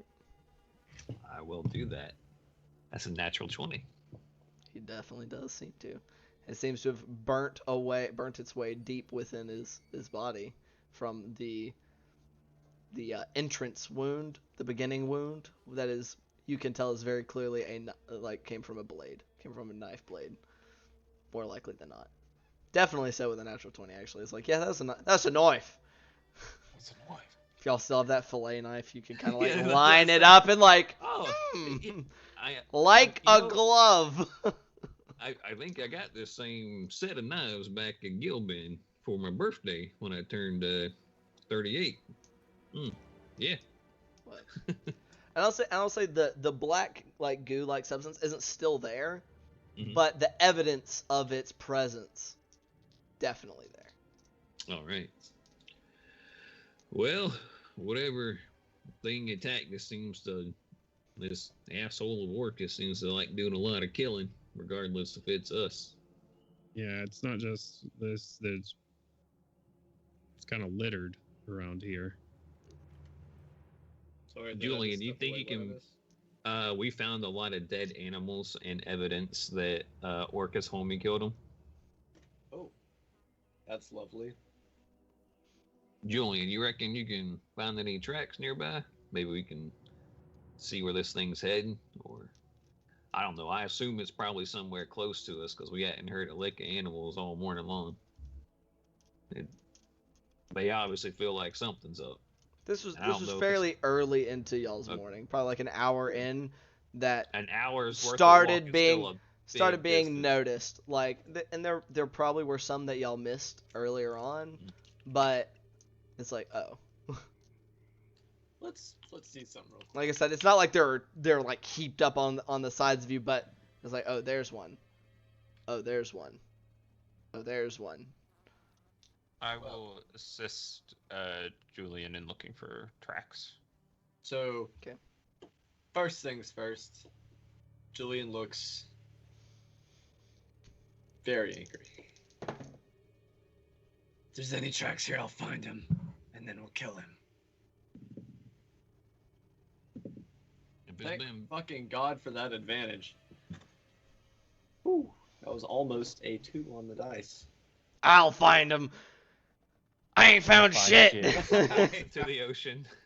Alright, Damn so it. Instead be a 21. 21. You do find evidence of tracks. You see them just like like barefoot. Doesn't. Yes. With a natural 20 on that medicine check, could I tell that it was killed in the night or just sometime over the past day or so? I'd say it was you could tell it's probably been dead for a little bit. It probably died sometime in the night. Okay.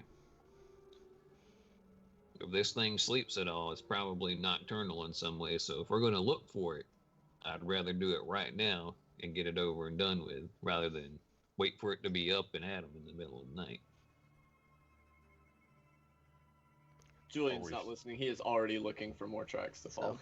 You start to see some tracks. Roll a secondary survival check for me real quick, Julian, as you're starting to follow these. With advantage? No, this is a straight roll. I mean, if someone's helping them. This is not something somebody's helping them with. Oh, okay. I keep looking at that stealth bonus and wishing it was my survival bonus. Still a 24. So, the 24, as you spend a few minutes kind of starting to follow these around as they kind of seem to ping pong around, like seeming to lead in the general vicinity of some of these corpses. These are following the same general path that y'all would be following to get back towards the camp. And away we go. Are you continuing to follow the tracks? Or are you just heading back to the camp? Oh no, Julian is, like, with a sense of purpose. Sense of purpose following the tracks or heading back to camp? Following the tracks. Okay. Do you communicate it to us that these things are heading back to the camp? He seems kind of, unless someone says something to him, because he kind of seems in his own little world right now.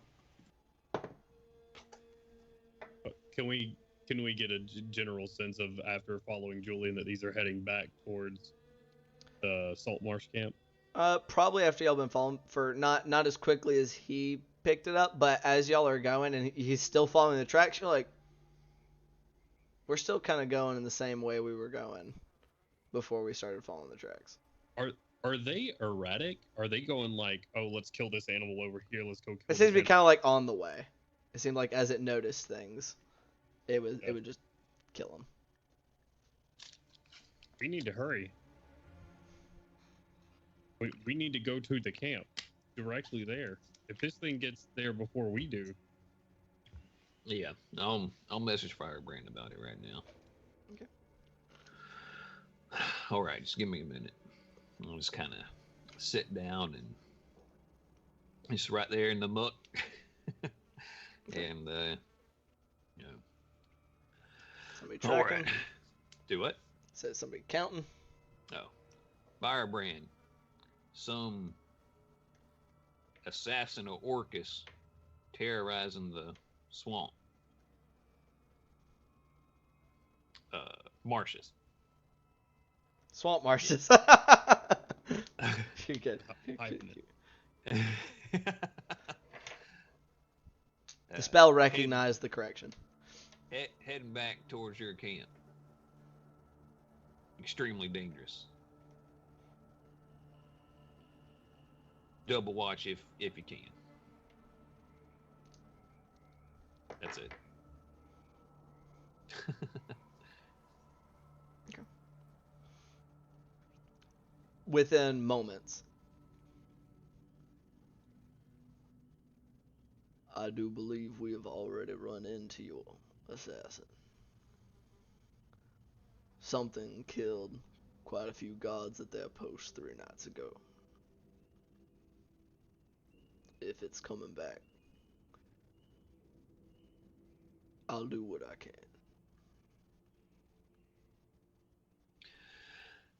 Yeah, Firebrand said that something killed quite a few guards back at the camp 3 nights ago, and that he'll do whatever he can if it's heading back his direction.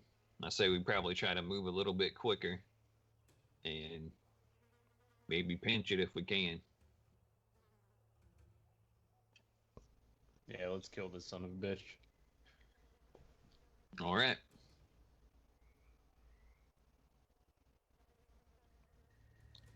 Luke will take off jogging. Okay. So. All right. Y'all continue your journey, and I will say with the 19, the single success, we're only going to need 1 skill check to get yourselves the rest of the way back. So within a couple of hours, going back into your morning after the hour or so that y'all had already spent, y'all are coming up on the camp itself. And it is moving. There's movement and activity within the camp that you can see. You see guards. You see more guards than you had previously seen on your exit, and it's not like there were only a handful out last time. But you see them patrolling, whereas maybe they were patrolling in ones but close by to each other. They're now patrolling in pairs close by to each other. As y'all come up on the camp itself. And as we do so, that's where we'll go ahead and take our break. Oh, yep. So, Yes, it is that time. it is that time. So, everybody, don't go anywhere. We're going to be right back. Take a quick break. Use the restroom, get some beverages and all that whatnot. Maybe stand up. Who knows? We'll get crazy, like do some push-ups, run some laps around the house. I don't know what they do on their break.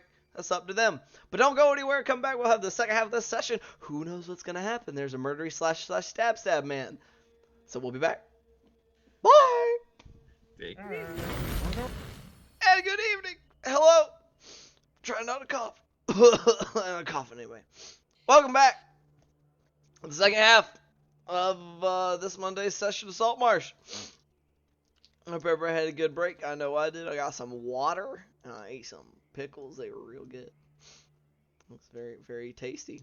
But I'm sure everybody's feeling a little less in fear. I don't know. Maybe not. Maybe you weren't ever in fear. I have no idea. I assume so. Those are big numbers I was throwing out there. It felt pretty good, actually. I'm not gonna lie. But oh shit. That being said, we'll be getting here into this second half of the game. If you were not here previously, what our heroes encountered during their first half of this session. They began their morning. Or not their morning. They went the last bit of their day. Actually, I almost forget it. Taking a short rest. Uninhibited, thank goodness, before preparing to bed down for the evening.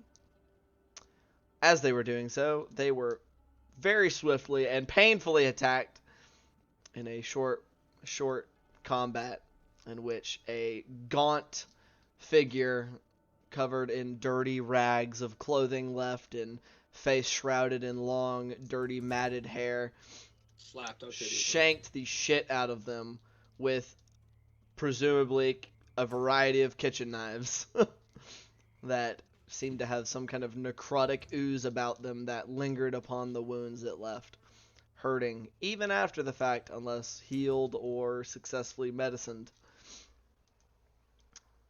Jakob did go down. Other people came close, but not quite. But it beat a hasty retreat after that brief flurry of violence that it inflicted upon the party and their return fire in its direction.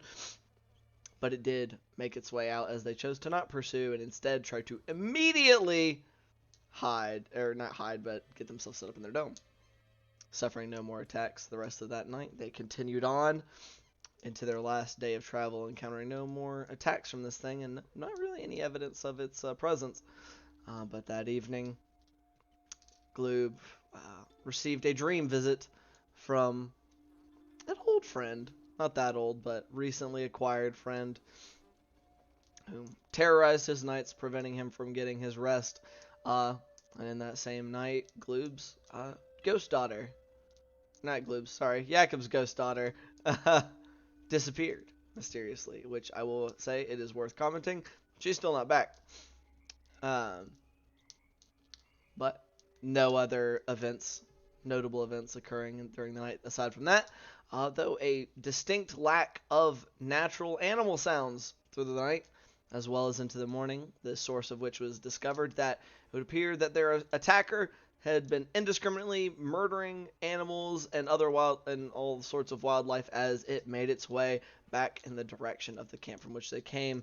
A quick message on Bart's part towards Eleander Firebrand to let him know of the incoming danger. It also informed them that the being had already made its way through 3 nights previously, killing quite a few of the guards, but that if it was back on its, if you all thought that it was on its way back, that he would do what he could to prevent the slaughter it would presumably attempt to bring to the camp.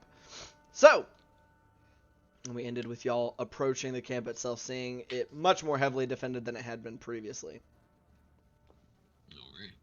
What are you guys doing?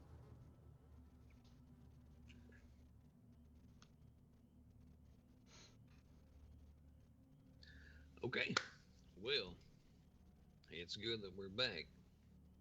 Yeah. I mean, but I think if we didn't see where it's been, if we weren't able to track it down from here, I mean,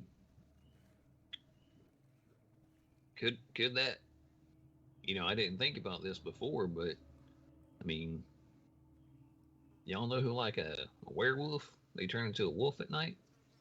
Could this be something like that? Could this be someone in the camp? He just transforms into a killing machine at night?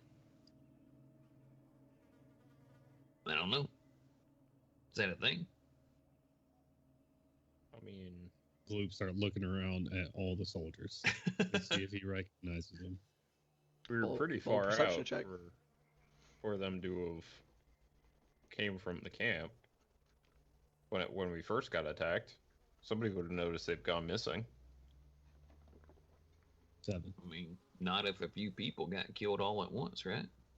Yeah, I could Could've roll just an been- intelligence check for me real quick. Said what was that on the perception check, Gloom? 7. 7? Who needs seem to roll? familiar. You. I'm pretty sure that's a 7. You feel it's pretty reasonable to assume that one man would be noted as missing among hundreds, yeah. Would or would not. You think it does. You think that seems reasonable.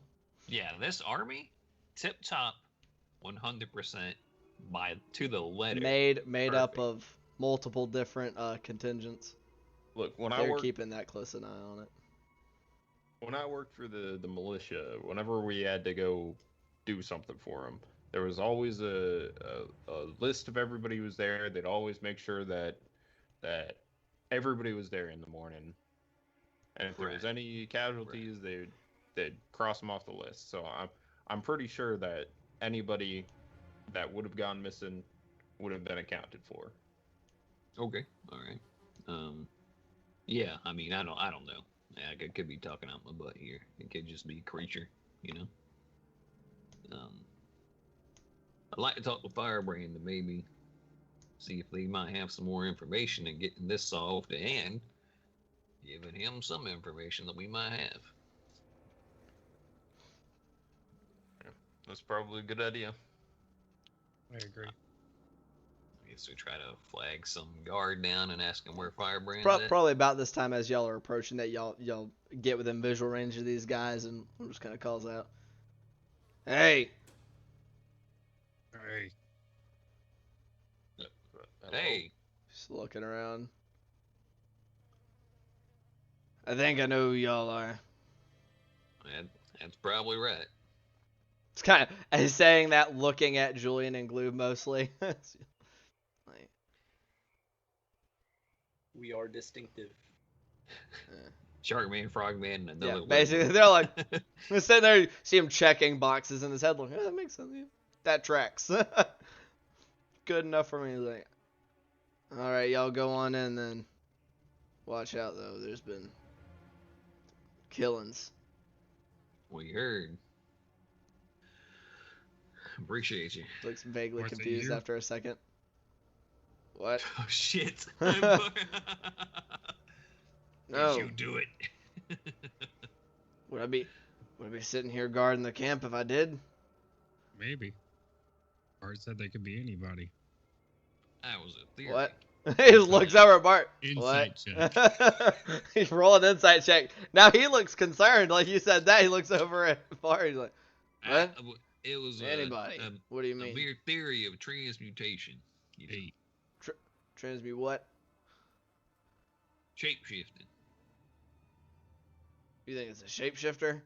You do don't not think it is him. You're actually an 8. You're not sure, man. God, fucking humans are humans are so hard to read. You're just like, He's like, a shapeshifter? Everyone's heard of that word before. This man's saying he doesn't know what a shapeshifter is? Bullshit. You think it's a shapeshifter? I don't know. We were going over some theories. I don't think it is. I have That'd be no really proof of bad. that. I What's mean, really it could literally be anybody. He glances I don't over at know his that. part. He just kind of like side eyes his partner. Like, We encountered it miles back that way. It's been going all over the place. oh, It killed people So here about 3 days ago. right. That's what Firebrand said when I sent him a message. What? I wouldn't worry. It would have to be someone who's gone missing for a couple of days and then come back to be anyone in camp. So I'm sure that's a pretty narrow. I have no idea. Right. You shouldn't worry. He just looks over his shoulder. There's a lot of us. Anybody you saw yesterday is probably A-okay. Are you sure? What if he killed Yes. them when he came back? And then he's looking like them now. So it wasn't him yesterday, but it is him today.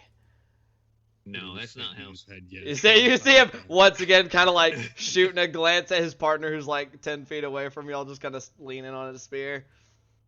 See the paranoia is beginning to take hold. This poor guy.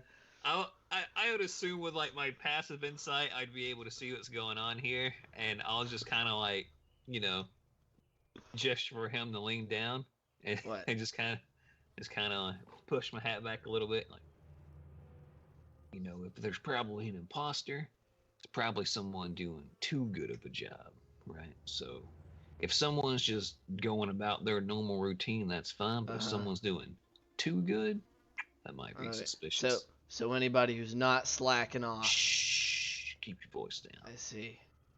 I think I know a guy. Overachieving, the kind. Oh. Right. Bootlicker. Gotcha. Right. Yeah. I know some of the types. Maybe don't say anything to him. Don't hurt him. Sure, I could catch him off guard. Just keep an eye on him. Dead. Done. That's the wrong thing to do. Are you sure? This man nearly killed all of us in the span. I feel like that means we should definitely fucking kill him then. Take no chances. Do you see how big my sword is? Right. Yes. This sword was not able to kill him in 1 or 2 hits. I don't think one slash from your... Julian here also put about 3 or 4 dozen arrows in him. He's a supernatural creature. You could 3 dozen. 3 dozen Julian arrows. says nothing. You could probably take your sword. How many is that? Over 30. You get more than a quiver and a half. Oh, okay. That's a lot. You probably take your sword, stick it right through his eye and out the back of his head, and it just blink its other eye at you and rip you apart. You don't want it. If you think it's somebody, you just let one of us know. All right, keep it. Can it die? We might know a way to take it out. You just let us know. All right. Okay. And you don't want to let it know, because if it knows, it's gonna kill you. Oh, so I can't tell anybody. Fucking elbow the shit out of you. Oh, so I can't. He's looking around like people walking through the camp. Okay. Clink. So he like jumps a little bit. Like. So everything will be fine as long as you just do your normal job. Yeah, you just keep an eye out. Just do your job. You'll be all right. He's licking his lips. Like, okay. We need to be on our way. Right. We gotta go. We gotta talk. Yeah. Y'all do that. Remember, keep you. I gotta use the bathroom. He just turns around and walks away. As he's walking away, Glue will just sort of lightly say, "Anybody." God, Glue. Right. Come on. He kind of glances over his shoulder again and just kind of starts walking faster. I feel like that got away from us really fast. Yeah, we might want to tell Firebrand about a deserter. Let's just find this guy and kill him. Wait.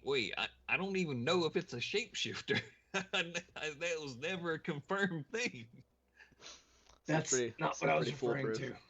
Right. I don't know. You're pretty convincing.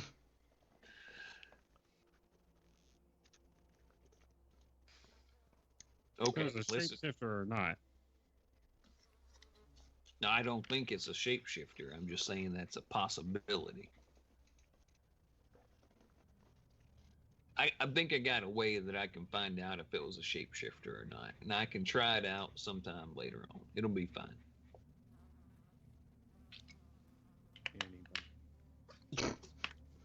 How big is the camp? A pretty big camp. It's so the humans, air quotes, the Saltmarsh forces consisting of various and sundry humanoids is kind of out. It's all just kind of laid out outside of the current lizard folk fortress home base. It's been requested I stop calling it their lair. That makes them sound evil. The lair. The lair. That's foreshadowing, knowing they're gonna backstab you guys. Dun, dun, dun, dun. But how could you? You know what? I'm gonna say it. I don't care that we killed your son. You know what? I'm happy we did. He was an asshole. As we're walking, I'm just gonna say, you know, if it is like a supernatural thing, like a shapeshifter, my wife told me one time something about like werewolves. You can use garlic to kill them. I got plenty of garlic. That shouldn't be that big of a deal. So maybe if we put garlic on our weapons, we can kill the shapeshifter. I don't know these supernatural things too well. That's more my wife's expertise. Pretty sure only humans like garlic, if I'm being totally honest. Well, then, I mean, most folk who eat cooked food, I guess I should say.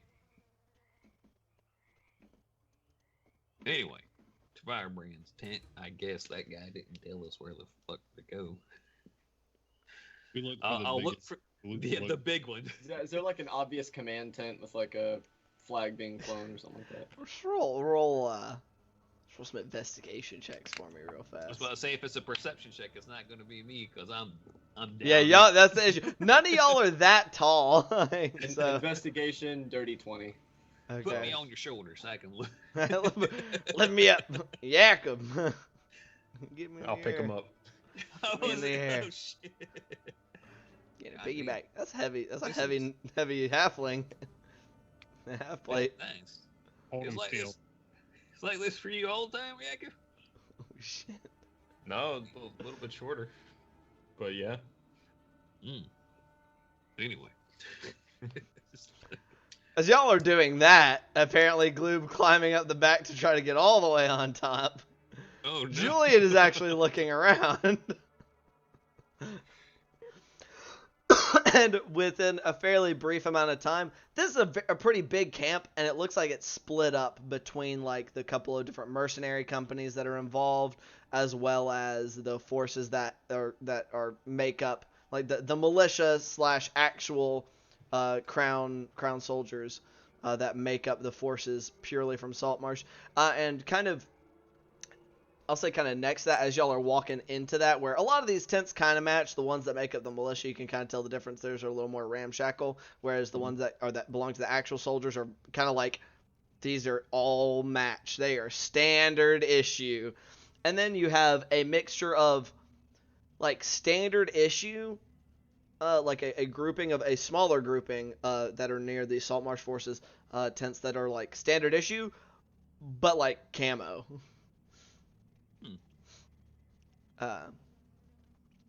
As like, it's not like BDU, like modern day BDUs or anything, Right. but look like they are meant to be hidden. I bet those are the dudes from the fort.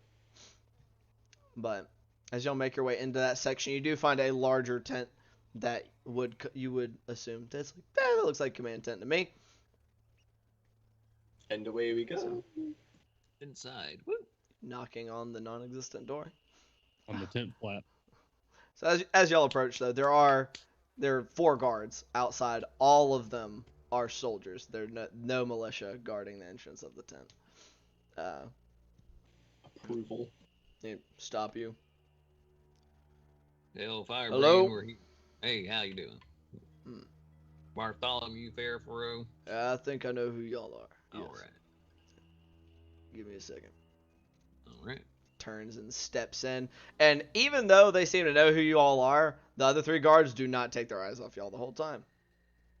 Seems maybe somebody else might have thought of the shapeshifter angle. So they look relatively paranoid. Coming back out like within a few seconds. Captain's inside waiting for y'all. Just kind of All right, appreciate it. shaking his Thank you. head and then takes back up his post. No, fine soldiers, doing a good job. Good job. Does not respond. Being sincere. Y'all make your way on inside, and you walk in and do see Firebrand. It's a very Spartan tent. You do see it looks like this is also where he sleeps. You see a cot kind of shoved into the corner with like a small chest. But other than that, just some lighting and a handful of just plain wooden like camp chairs, like the folding with the canvas for the seating. But dominating the majority of the room, because it's still not a giant tent, still bigger than the others. But dominating the center of the room is a large table that seems to have a map on it of the coastline as well as the waters going out, kind of immediately out and away from the coastline here along the marshes and even down by Saltmarsh itself, as well as papers and the like that are spread out around us, and a few smaller maps that look like they're like close-ups of certain specific areas within the region. And Eleander is there. You see several men that you don't recognize that are wearing colors that do not appear to be associated with the crown, as well as at least a couple that are associated with the crown, and Manistrad Copperlocks in armor. Did not expect. All right. So, you'll walk in. Eleander looks over his shoulder. Good to see y'all so soon. Come. Good to be back. We almost didn't make it. That does not bode well. Yeah, you're telling me. I have So- a quick question. Do Yes. we normally see Monastrad Copperlocks in armor? Nope. Or is this okay? All right. This I is just wanted first. to make sure. 100% new. Uh, As far as y'all are aware, like what y'all knew about Manistrad Copperlocks is that she was in Saltmarsh in command of, like, in charge of the miners that had been sent by the Okay. crown. Glue, can I have those papers out of the bag? Okay. Oh, yeah. Thank you. I'm gonna pass those to Firebrand. What are these? Takes them and starting to leaf through them real quick, seeing what's going on. Those are what information I could quickly jot down from our observations at the Swagan I see. headquarters. Appear, from what I understand, it was a bit hectic. That's a word for it. Yeah. I take it y'all were unable to get too terribly close to the structure itself. Barely got eyes inside. Kind of looking back up. So you were able to enter? In a manner of speaking. He looks through the notes. And there's a knot. I do not note any floor plans or anything. What were you able to garner? Our eyes and ears were neutralized barely inside. Ah. Very well. Is below water? Looks up from kind of scanning through some of the sheets of paper. It appears to have been sunk, yes. At least partially. That could prove problematic. Mm. Kind Yep. of glancing around at the other men and women at the table. Let's see. So, I got the short version from Bartholomew via what I assume is a magical process. Well, I mean, there wasn't too much more of the story. We were on our way to the stronghold, and a dragon came along hunting overhead. We did what any sane group of people our size would do, and we hid down in the muck, so as not to arouse its attention. Them being territorial creatures as they are. Understandable. Later on, though, in the same method in which I was able to speak with you over long distances, I opened a dialogue with this black dragon and politely let him be aware of a force that was invading his territory at a so-called fort near the coast, or on the coast. See the two men that appear to presumably be in charge of the mercenary companies present kind of got their heads together, kind of muttering to each other. The representatives of the crown's forces seem to looking thoughtful. Manistrad looks like has like an eyebrow raised, looks vaguely impressed. The plan was the dragon would cause all kinds of chaos, and that would let us slip through the relatively frazzled guard. However, when things kind of went to hell in a handbasket, as you'd say, the whole ocean was broiling with forces. There wasn't a way for us to hope to get inside that building. There are no entrances left above the water. None that we saw. Not to get to by foot. You'd have to have a means of. There was it was on a kind of an island, and they sunk the island, and in doing so, the bridge half collapsed with it. I see. So, This wagon had. How far down defensive from measures. the bridge? what do you say? How far down below from where it previously connected to the bridge? Didn't you say it was like 20 feet or About so? 20 feet or so, yeah. Yeah, it was about a 20-foot distance you'd have to get across. That's 20 foot down. But not something that would be entirely unnoticeable when there were, hundreds of eyes looking about. Right. And what were you saying, Julian? He had just been saying that they had defensive measures far beyond what was anticipated. Right. That would explain why no other scouts have returned. If they were not aware of the threat before they had gotten too close to get away. Of particular interest. Besides the Colons. But their spell slinger was strong enough to help turn away a dragon. Understandable. Yeah, and they had that, they had sharks helping them, but there was that big one that was big enough to just gobble up a wagon if it wanted to. That we have not heard reports of. Sharks assisting them in battle. It seems they had some note the ability to bend them to their will, but nothing that large has been spotted. Yeah. This one nearly took the dragon out of the sky, and the dragon had to flee. So that's how that ended. And we decided, that's a pretty good idea. And we decided to flee as well. Rubs his face. And to put a little bit of matters into perspective, when we were heading that direction, we came across many patrols. We encountered the first one and dealt with them accordingly and tried to cover our tracks in some mud and did our best to not arouse too much more suspicion, trying to be a reconnaissance mission as it is. And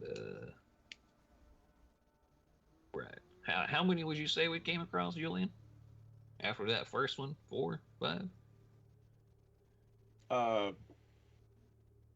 That's more of a question for the DM.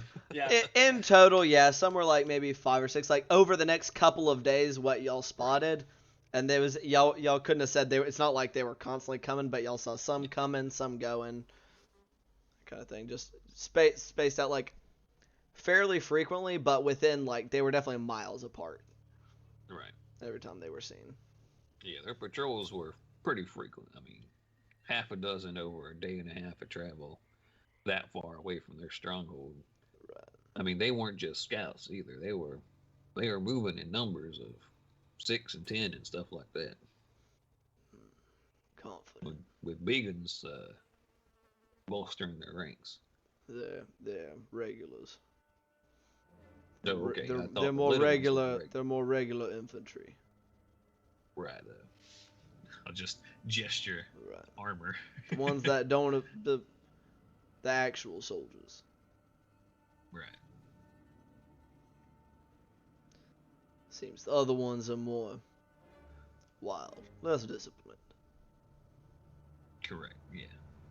That seems fair. Yeah. I see. Well,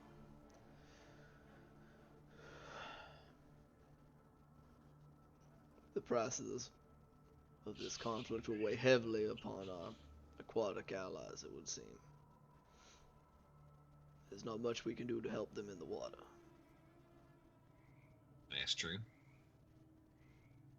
But perhaps if we can... On the contrary, a strong enough front, while not necessarily victorious on our end, if played carefully, and with a focus on longevity, could draw enough of their forces out to give the aquatic troops an easier time. Perhaps. A defensive, but present front. To present a defensive front that they have to commit to, we will have to be within the marshes themselves, which will have its own issues for the longevity of our ability to stay, unfortunately. It will be a gamble, regardless. We have to push hard enough to get them to come out, enough of them to come out of the water, so that our friends have the chance. I believe I received message from Oceanus's folk. They should be arriving hopefully here shortly, next day or so, with a larger number of forces they've decided to commit more heavily. Go ahead. You go ahead. The coalescence joining up with the Swahogans got to make this an absolutely, I mean, Does not bode well. sea involved affair. I mean, is there any more allies we can get aside from them? Not to my knowledge. How many did you say? How many was seen at the side of this skirmish? Said it was only one spell slinging coalinth and then a handful. You saw a others. handful of all total. Looked like you saw one that looked like it was definitely in charge. Some regular soldiers probably, and then one spell slinger. Not many, just a few. If they're allied with them, there'll be more, I would imagine. Yeah, I don't think it would be unsafe to wager that they could have been, a token force for Possibly. strategy or something along those lines.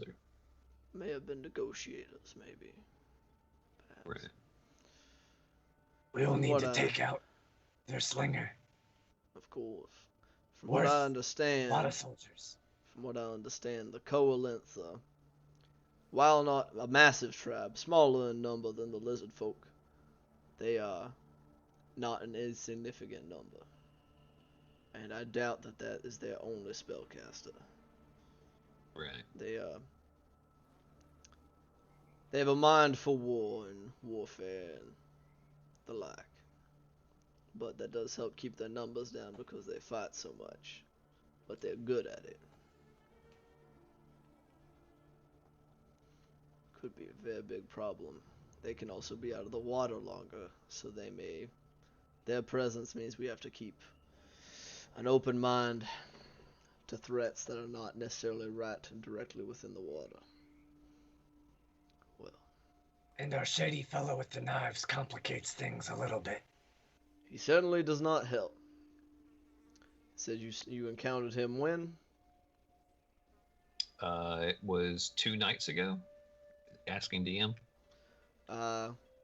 Y'all have gotten 1 full night's sleep. Yeah, because y'all encountered him that evening, traveled for a day, slept, traveled for a day. So yeah, about 2 nights ago. Right, yeah, it was 2 nights ago. And you said he was here 3 nights ago, so you traveled all that distance. And Fast bastard.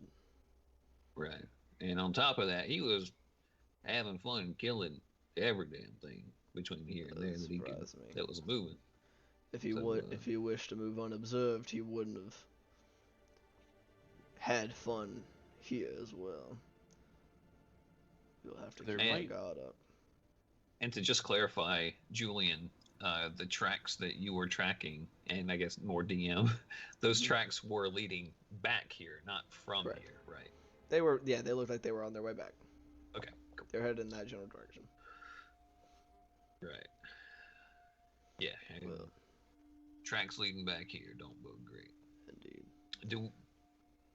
Gonna be a weird question, but yes. If we want to take care of this situation, I feel like if you're trying to hunt for a predator, most important thing you can have is good bait. So, indeed. What's the livestock situation looking like in the camp? Most foods we have here are dried, but we do have a bit of a supply line coming. Mostly fish and the like. We have some cows, some goats.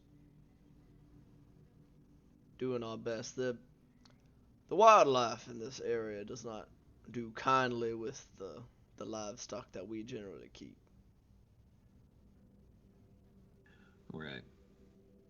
Would it be too taxing to maybe try to get a couple of more cows or something like that on your next we should be requisition?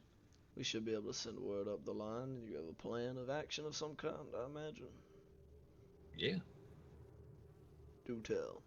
Sleepy shepherd, wandering cows, lay in wait, get them when they come to attack them. You believe it'll go after animals when there are people present? If it's an easy enough target, maybe. Did kill every animal it saw on the way here. Even if it was just a matter, I don't believe these animals will survive the endeavor by any stretch of the imagination. But as long as if they it'll remain save, edible, we'll put them to use. All right. No guarantee there either. This might be nothing, but I know Bart had said something about Orcus being involved, and the people on the island that you had sent us off to go clear, they were worshippers of Orcus. Cannot say I'm a particularly religious man, so I'm not certain on the particulars of Orcus, but I was made aware of the things that were found, and y'all told me of the kind of things that were going on that island. So, an unpleasant fellow, to be sure. Right. But this creature, whatever it is, did have a medallion of Orcus dangling around his neck. And, yeah. Let's see. What time is it, DM? At this juncture, y'all were able to get up more at your regular time, so it's probably just a little afternoon, because it just took y'all's first section of today's travel to wrap up, making up for lost time. Oh, it was nighttime. You only had to make one check. Y'all made it here in the early afternoon. All right. Well, maybe if it's not too much trouble to y'all, if we could get a couple of cattle, maybe some few hours of rest and somewhere with some shade nearby, and prepare, we might be able to set a trap for this thing tonight. I have no issue with that. Unless anyone else got some better ideas. That's my unfortunately harebrained idea. I'm not. While I've been in charge of dealing with the criminal elements since I've been in Saltmarsh, this particular individual is a little beyond the scope of what I have encountered in my law enforcement days. All right. And And as much of a problem as he is, cannot allow him to bring the war field to a stop. Understandable.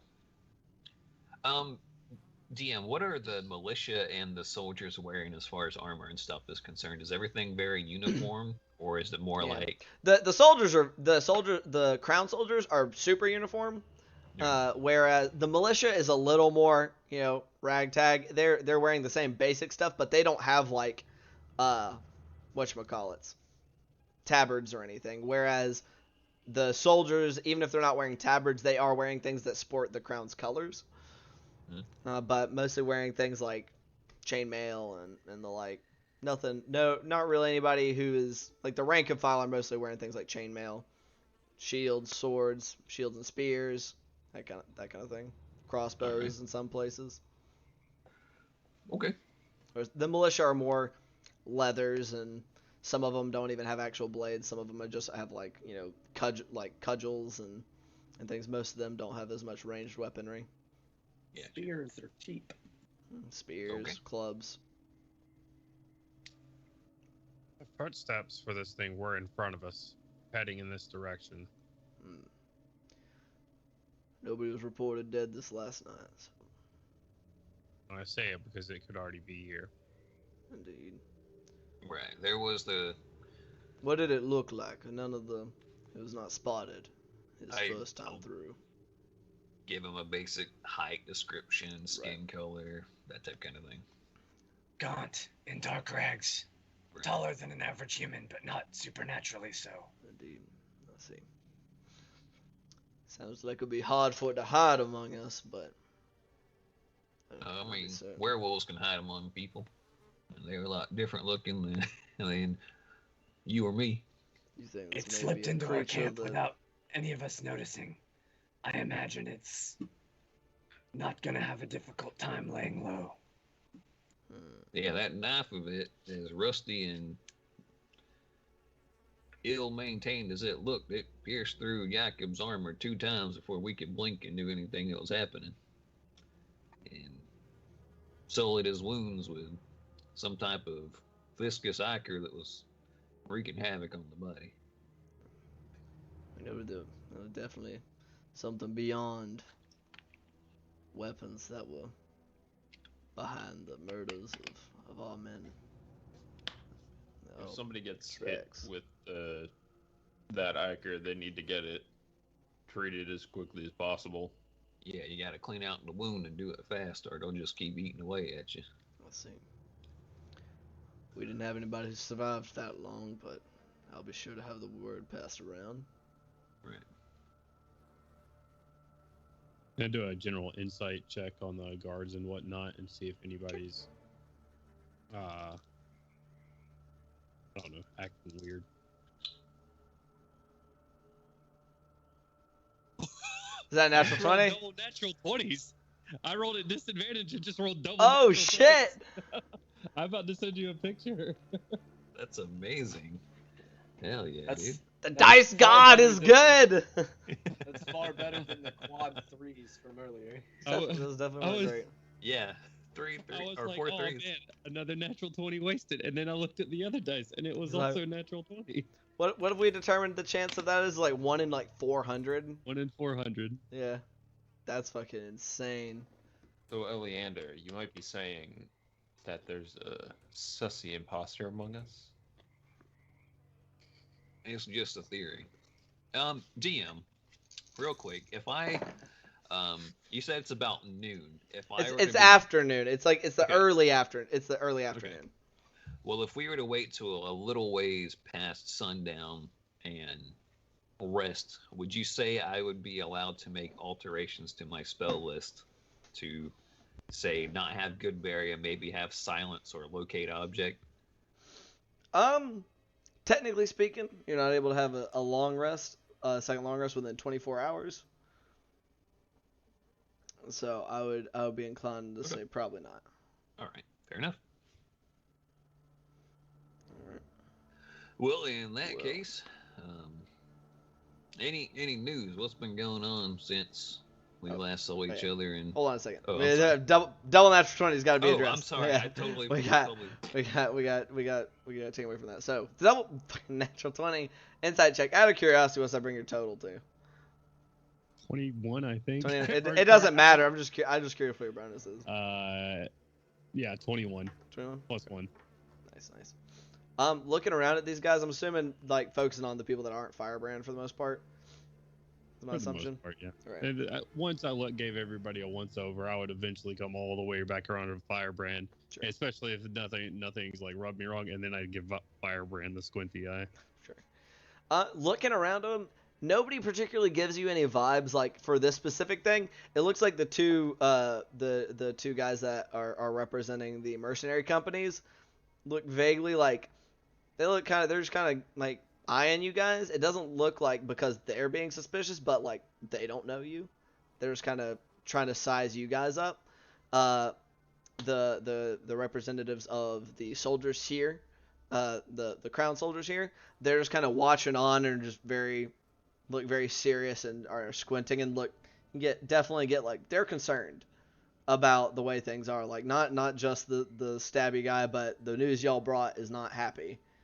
And it's not good news. It is bad news. And Manistrad with a natural 20, aside from like looking impressed with some of the stuff that y'all managed to pull off while you're there, has that same hint of worry, and also like you just with a natural 20. I mean, she's nervous, very clearly. Not in a way like not nervous necessarily in a way that goes, oh, she's in on it, but just a general nervousness. Like you'd associate it with like members of your tribe before they went out on their first hunts and the like. And Eleander is just like even with everything that's piled on, it seems like he's gotten more sturdy and calm as things just pile on.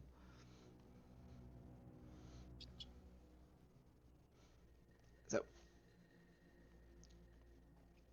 well, a lot of you are welcome to do whatever you would like. If you can get rid of this creature before it does away with more of our men, wonderful. If you can drive it away, wonderful. Even if you can't, there's not much to be done. Please do not get yourselves killed. As much as I would like to get rid of it, the Sahuagin are a threat to the entirety of this region and the entirety of the people that we have left back in Saltmarsh. Right. It must be the priority. I've got one more question. I didn't really entertain the idea too long after the situation happened at the Sahuagin base camp. Yes. What's the... I'm just kind of like gesture around the room. What's the, I guess, opinion on giving this dragon another message? In what regard specifically? Enemy of my enemy's my friend situation. Could perhaps do that. It could also perhaps decide that now's a good time to get rid of a lot of folks who could at a later time prevent the spread of its territory. Right. That's From what I understand, they're intelligent creatures. It may Right. help just enough to let us take the brunt of it and then make sure everybody involved suffers heavily. Oh yeah, absolutely. But everything's a gamble in war. If you believe that perhaps you could convince it otherwise, I cannot claim that I'm familiar enough with the beasts to be If able it's to predict what intelligent. they'll think. If it's as intelligent as you say, then it'll know that it cannot handle these alone either. Correct. It could cooperate, simply as a matter of necessity. Possibly. Its ethics won't play into that decision so much. Right. I think Afterwards, perhaps. right. Yeah, I think that's the real kicker is, how well it plays after the fact, maybe. Indeed. All right. I had messaged one of the the lizard folk leaders that might have known of a dragon in the area, and he seemed vaguely familiar with one. So I'll try to seek out his wisdom before proceeding any further. I imagine that if there was anybody who would know of their presence, it would be the lizard folk. Perhaps I've heard there's some other tribal societies that live within the marshes, but pinning them down is difficult. So this is probably as good as you're going to get information-wise. Okay.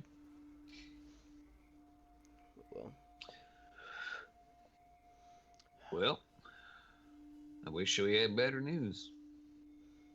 As do we all, but that is the way of things. We will do what we can with what we have. The reinforcements from Burrow, perhaps we can mount an offensive that will be effective. Once we have the full count of the numbers brought by the Sea Elves, it'll be... the Manon will have a better idea of how we should approach things. All right. Okay. Yeah. Well, good luck, gentlemen. Yeah, I guess that's it. You all doing a mighty fine job. Appreciate your help, and yeah, I'll get out your hair. All right. Oh, and Julian. Yes. He was just. I'll just start pushing Julian towards the door. Julian was just plumb embarrassed by his behavior the last time y'all spoke. You just hear a grunt from Elliot. Like, he doesn't even turn to continue to face you. Like, he has turned back to his tables, and he's started to discuss things with the other commanders, other leaders of men within, other leaders of troops within that within the tent. And with that roll, Julian says nothing and allows himself to be shouldered out. I'll just if you lean in real close, you might hear some muttering, but... Like, come on, Julian, sugar and vinegar. Come on, sugar and vinegar. Just walking close behind the two of them. Sound barrier, yeah, I can apply it. God damn it. So, y'all exit back out of the tent? Yeah. I will, before I leave the tent, I will compliment Copperlock's armor. Looks nice. Oh. And Well, then, thank you. Just kind of look a little, like, oh, yeah. Just looks down at her armor a little bit and just kind of smooths some of the chain links, like the long, like, down to the knees hover kind of deal. Like, oh. Turns back to the discussion.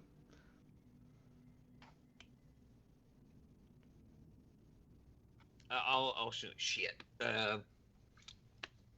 Peek my head back in the tent. Hey, do we need like a note or something to just take 2 cows?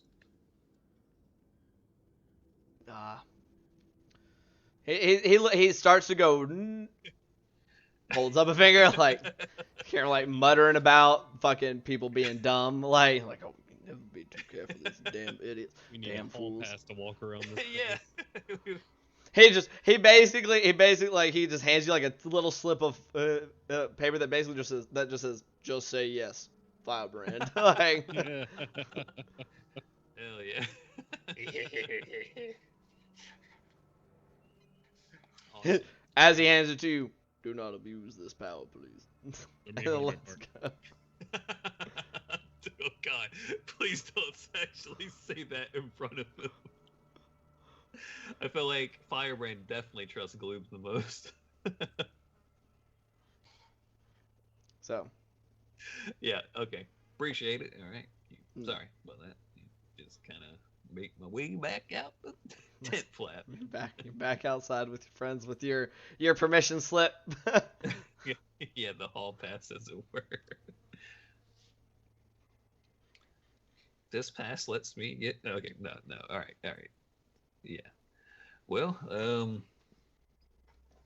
I guess let's get prepared for tonight. How y'all want to set up this affair? I mean, I imagine I look pretty nice for a shepherd boy gone to sleep on the job. Put the hat over the facial hair like Just leaned up against a tree and fast asleep I want. The problem is, the cows won't be the only living things around for it to kill. Sure, but And I he mean, like kind of kicks a nod over towards like the nearest group of just random jackasses.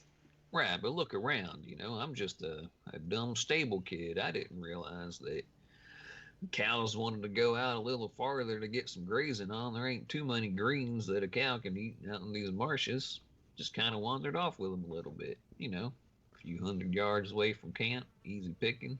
No one else around, no one would see, could scream burly murder, no one here. You can't be a few 100 yards away from here. Damn.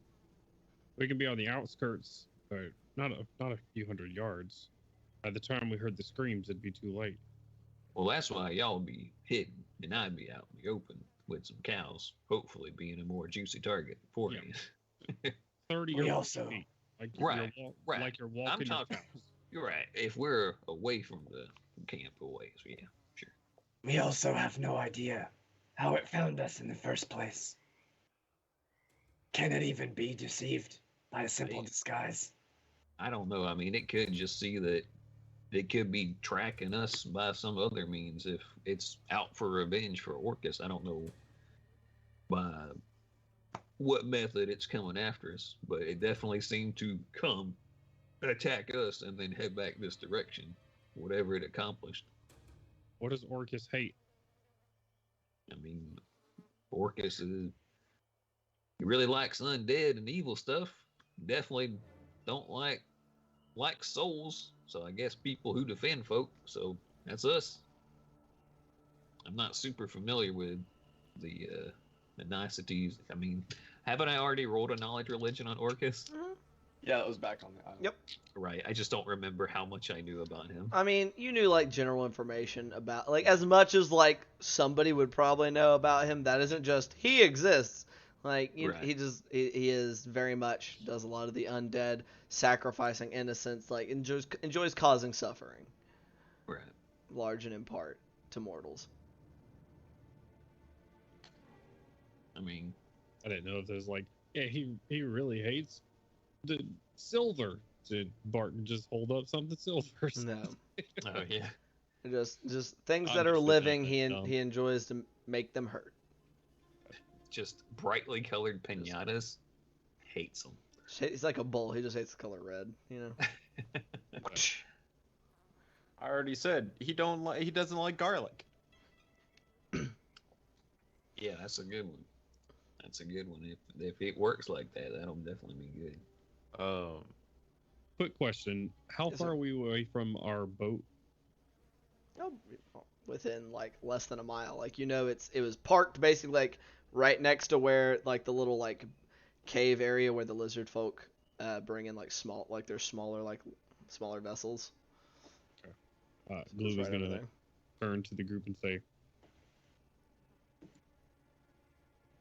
"I'm gonna go to the boat. Come and get me later tonight, whenever it's time. Somebody Alright. should probably go with you. I'll be fine." Are you sure? Yeah. I mean, okay.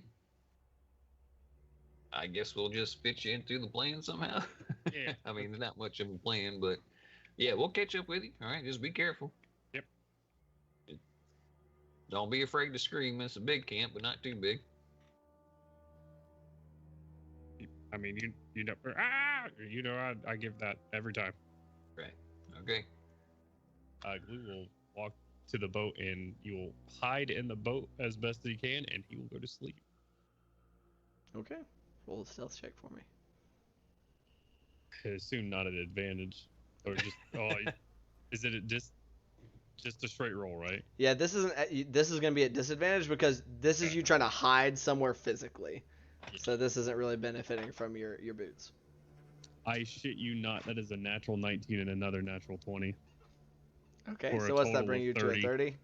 30. Very nice.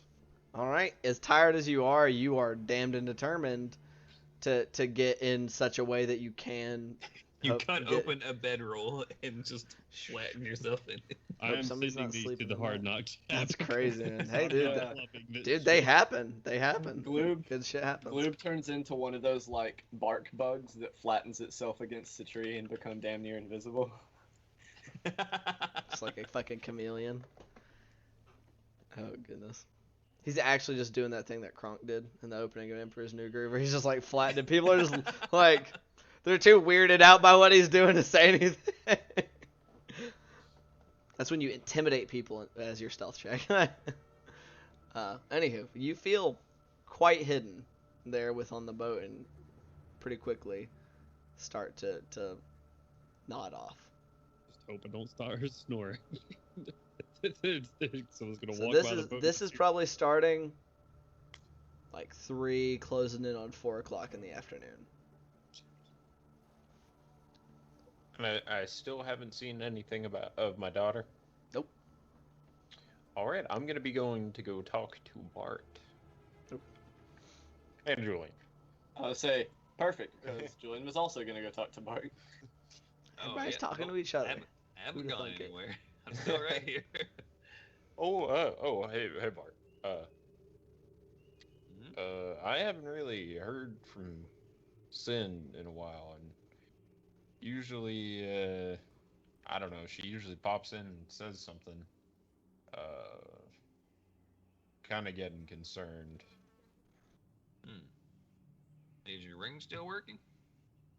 I mean, I'll, I'm not really sure how it works, but you I m- think so. Well, just hold still for a minute. Let me get a couple of things out, and I can try and give it a little once over. And I'll just kind of, I'll go off to like maybe a not as shitty part of the camp's kind of walkways that's just caked in tussled mud, and ritually cast detect magic on it to see if maybe it's broken its enchantment or anything like that. T-pose. Are you T-posing to a certain? T-pose for the scan. Okay.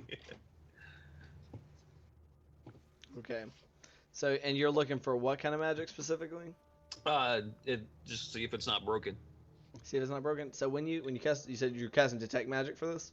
It's a mental image of Bart whipping out his holy symbol and waving it like those metal detectors in front of the club, just like weep, weep, weep, weep. Beep, beep. The Ali G pedophile detector thing. God damn it. So, casting detect magic, it still feels Or- distinctly magical. Flash America. Yeah. Okay. All right. Well, it seems to be still functioning. Did something happen, or? I mean.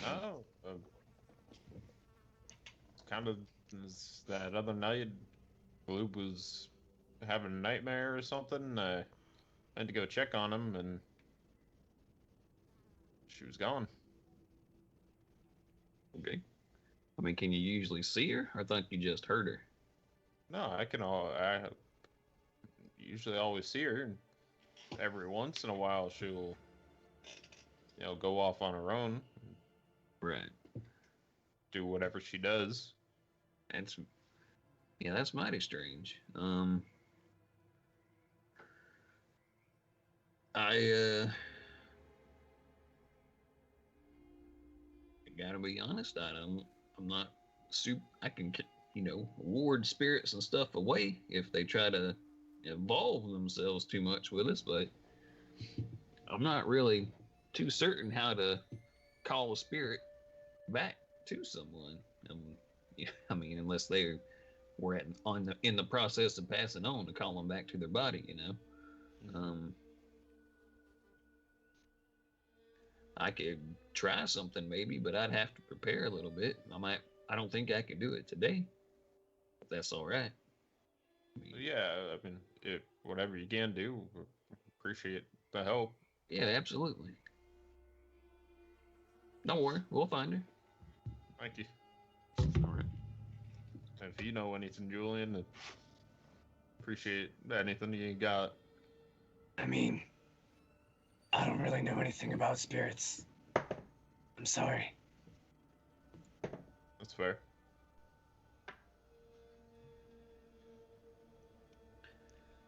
Yep, just, I guess keep an eye out, All brush myself off and I guess start going towards cows. I'd like to go to the customer service booth and put in a request for my daughter to meet me there.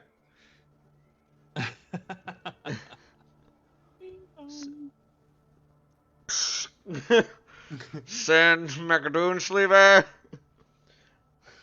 Your father's waiting for you at the front desk. Please report to the main desk. No, they do not have one of those, unfortunately. Damn. Hate to break it It to was you. worth a try. Hate to break it to you, chef. So, believe. So, aside from those that are sleeping, and Bart walked away, after that, he expressed interest in going to find the cows. Is that what the other two of you are wishing to do as well? Yeah. Okay. Julian was actually wanting to talk to Bart about stuff for later that night. Okay. So Bart. Bart is not here. I was originally trying to have that conversation before he had departed. So you're just gonna say it to the air? Literally, Would it- Bart is not here. Look at Skype.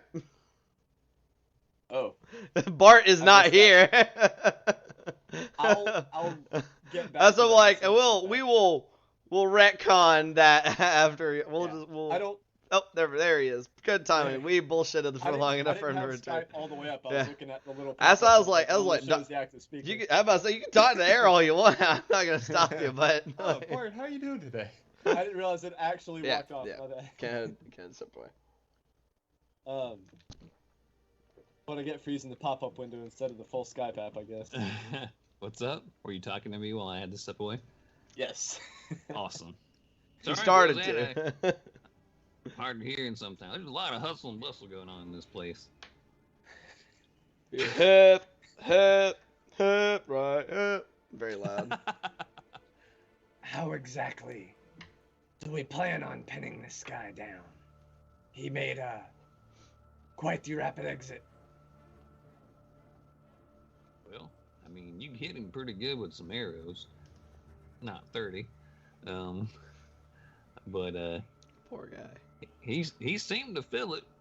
I think instead of us getting the jump on us, if we're able to get the jump on him, we might be able to just end it quicker than he can get us. To be Hopefully. frank about it.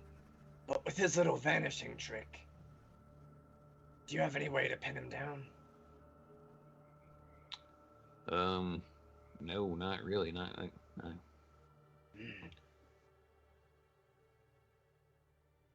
Is just as I am doing right now. He is sitting there actively trying to rack his brains. Right.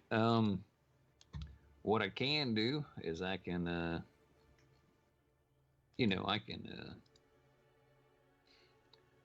make sure that maybe if he has some kind of magic effect on him that's doing that stuff with his blades or whatever, I can try to stop him from doing that. If it's an ongoing thing, I might be able to spell magic on him, or I don't know, maybe if I can time it right when he's doing that smoky thing, I might be able to stop him from using it. But that's a big, there's a lot of stuff that happens real fast, and when the swords and arrows start flying. So I wouldn't count on it. I could summon a spirit to slow him down, but only works if it's close. Right. Well, I mean, if you can keep him slowed down enough for us to dogpile him, then I mean that'd be hopefully all we needed.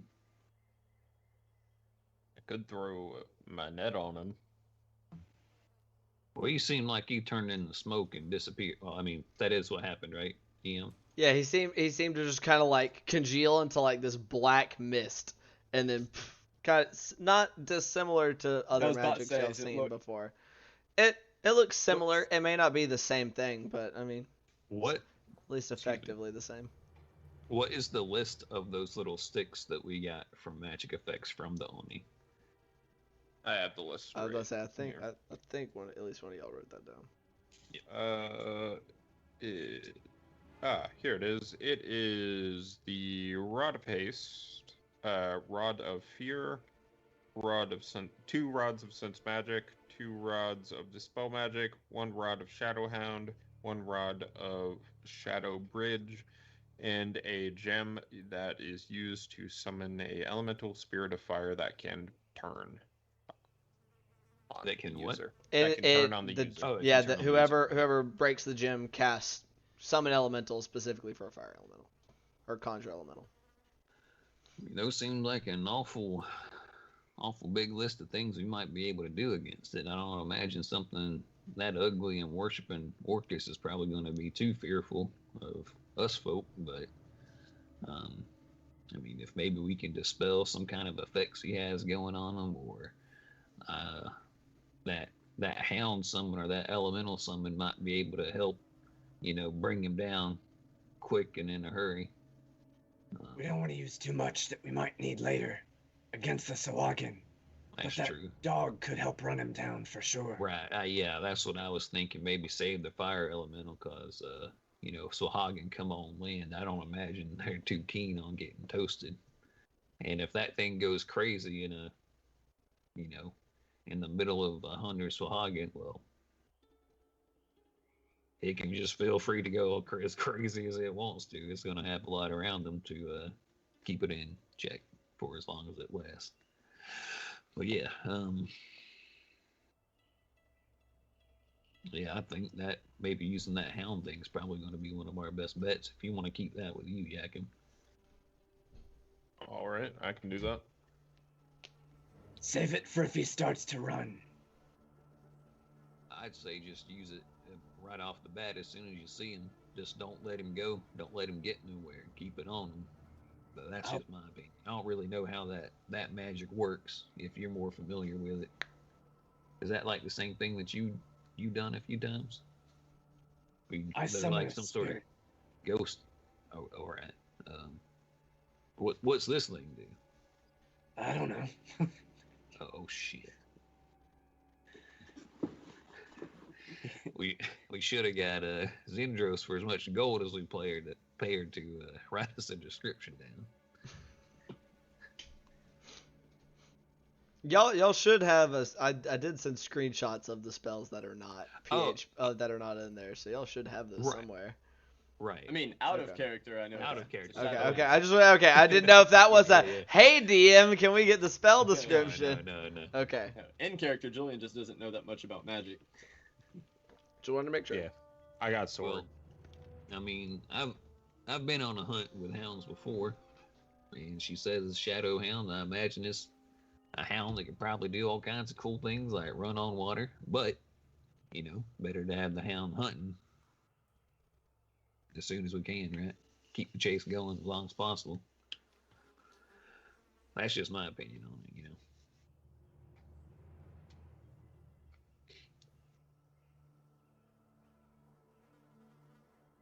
What you think, Yakim?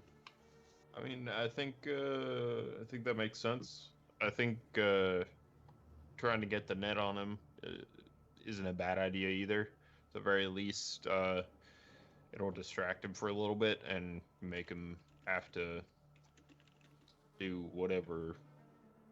Well, thing he can. I mean, I understand that net can be quite an entanglement, but I don't imagine it would be too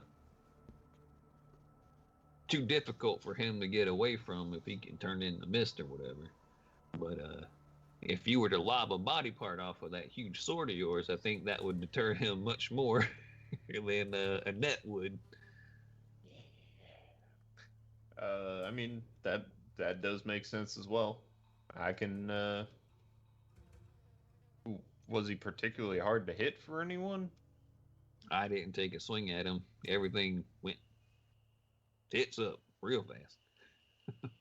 Was Julian the only one that was able to hit him? I mean, Julian seemed to be hitting them pretty good with arrows, but Julian's also a damn fine shot, so.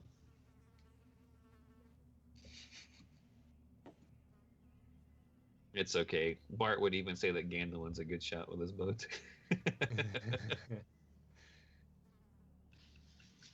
I'm gonna tell I'm you. kidding. The dice don't like the bow, man. They just said we don't like that.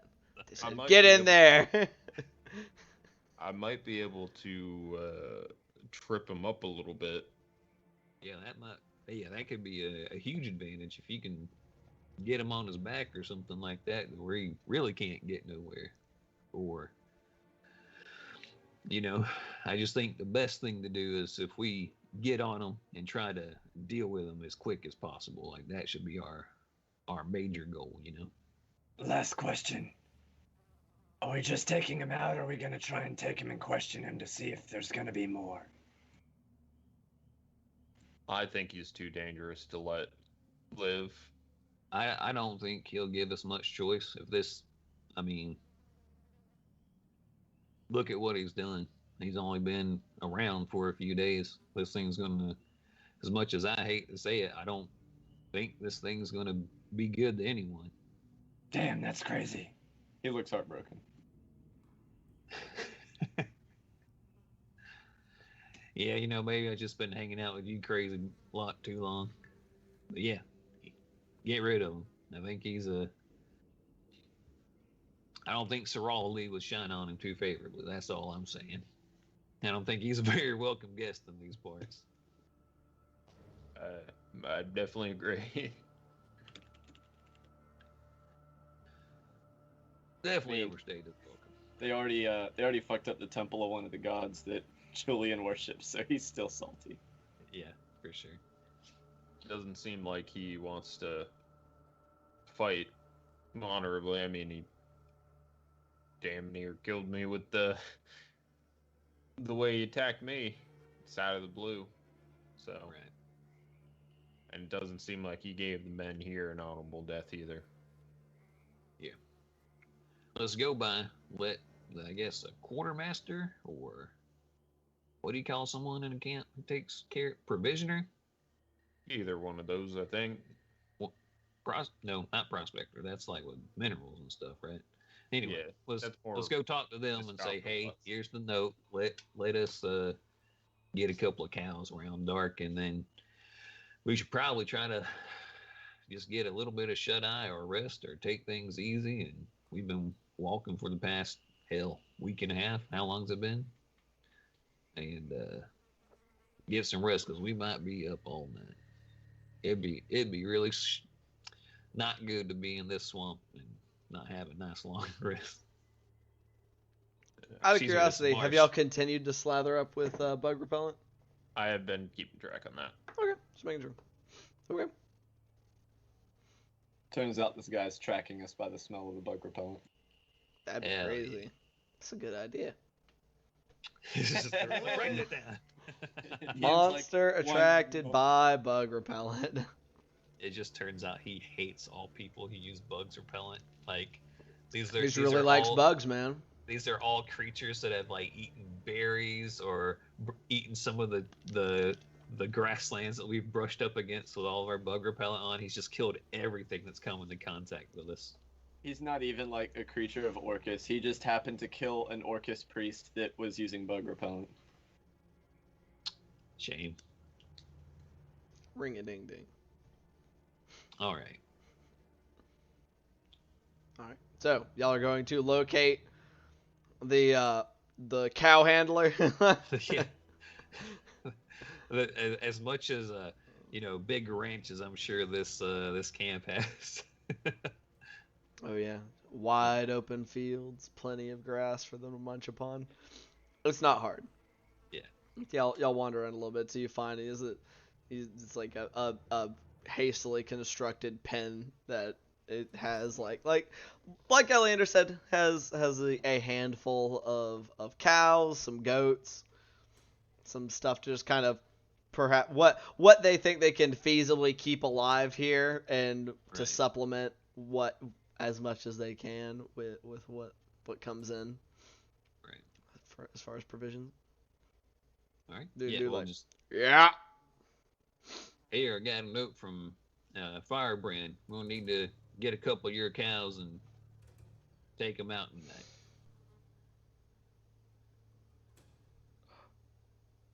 All right. All right.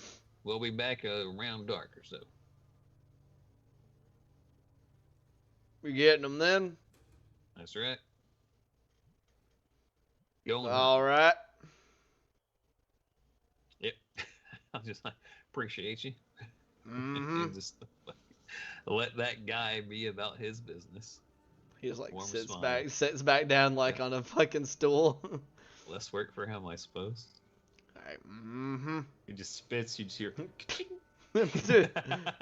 You see him lip a dip.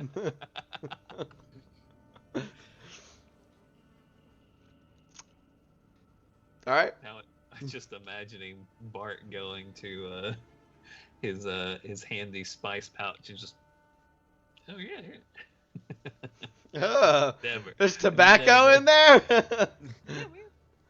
It's just a wad of pepper. I was about to say, are you taking your smoking tobacco and putting it in your lip? Nasty bitch.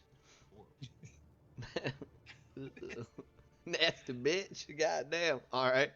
So y'all have informed the cow handler of your later cow retrieval. What else y'all doing? Oh shit. Yeah, I need to go to make a quick detour to the lizard folk place so that we can ask about the black dragon. All right. So y'all ski daddle on over to the entrance of the lizard folk lair. Seems a lot less wooded than it was last time. Right. But y'all approach and there are lizard folk guards out front. They seem to know who y'all are and just kind of bro nod you. I know it's kind of sudden, but I was hoping if I could have a quick audience with Sariv. They just look at you. Just kind of look over to Yakov. Yeah, I should probably translate that for you. And I'm going to translate that to the two guards. And they go, ah! And they respond also in Draconic. An audience could probably be granted easily enough. Goddamn. And they just call out like some other guard to come from inside to take y'all. He may be with the queen, but All right. But some other peon guard comes in. Yeah, you don't want to talk to the queen? No, I don't think she likes us too much. Crazy. I wonder why. But some other random lizard folk comes and leads you to a familiar set of big doors. Oh yeah, we've been here before. I'll do some quick prestidigitating on the three of us. Let's get some of this. Let's clean up a little bit. But the lizard folk then they have you all wait out there, and he slips into the chamber. Like a minute later, he comes back out and tells Jakob, "The elder will be out to speak with you shortly." Thank you kindly. So, y'all wait out there for probably about 20 minutes. All right. Before eventually the doors open up enough and the decrepit looking lizard folk that y'all have met before and that you've spoken to in the noggin comes stepping out. It's good to see you again. I'm glad you're looking pretty spry. I've been feeling spry. Sure, there's plenty to get your blood flowing around here. I don't want to take up too much of your time, but I sent you that message a couple of days back, and I didn't know if you had any further information on that black dragon that might be in the area.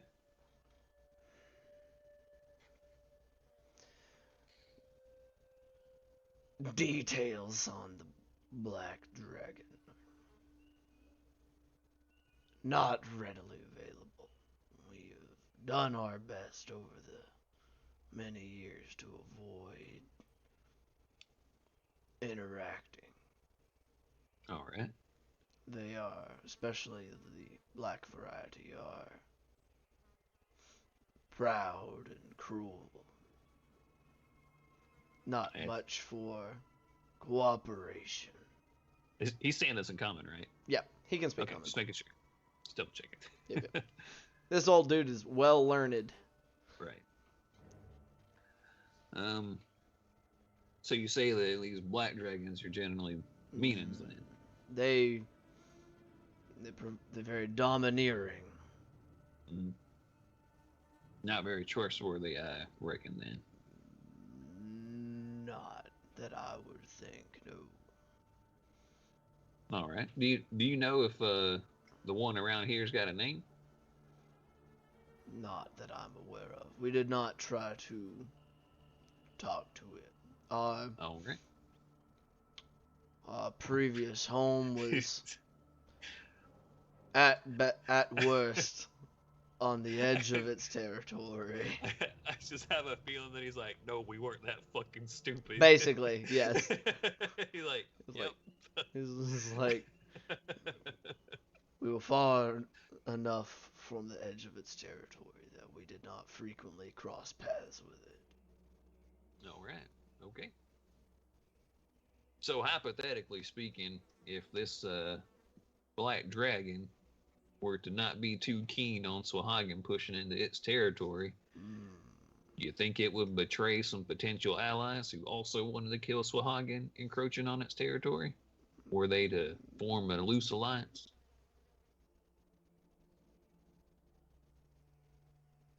I could not be sure. All right. They are maybe for a time, but possibly it could see profit in doing away with us now, especially if it considered our presence to be encroaching upon its territory as well. All right. That seems fair. Well, I appreciate you taking this time to talk with me. In case news hasn't gotten to the Queen yet, the Coalith have Just nods. We have been made aware. And the numbers at your previous stronghold are not looking great. They sunk the whole temple into the water, for the most part. Still a little bit sticking up out the ocean. And I see. they've got a just massive two-headed shark that almost dragged that dragon under the water to never be seen again. By the way, I did talk to the dragon and got it to attack the Swahagan. Might not have been the best move, but, you know, you do what you got to do when you're out in the field sometimes. We found out a lot of information from watching the attack.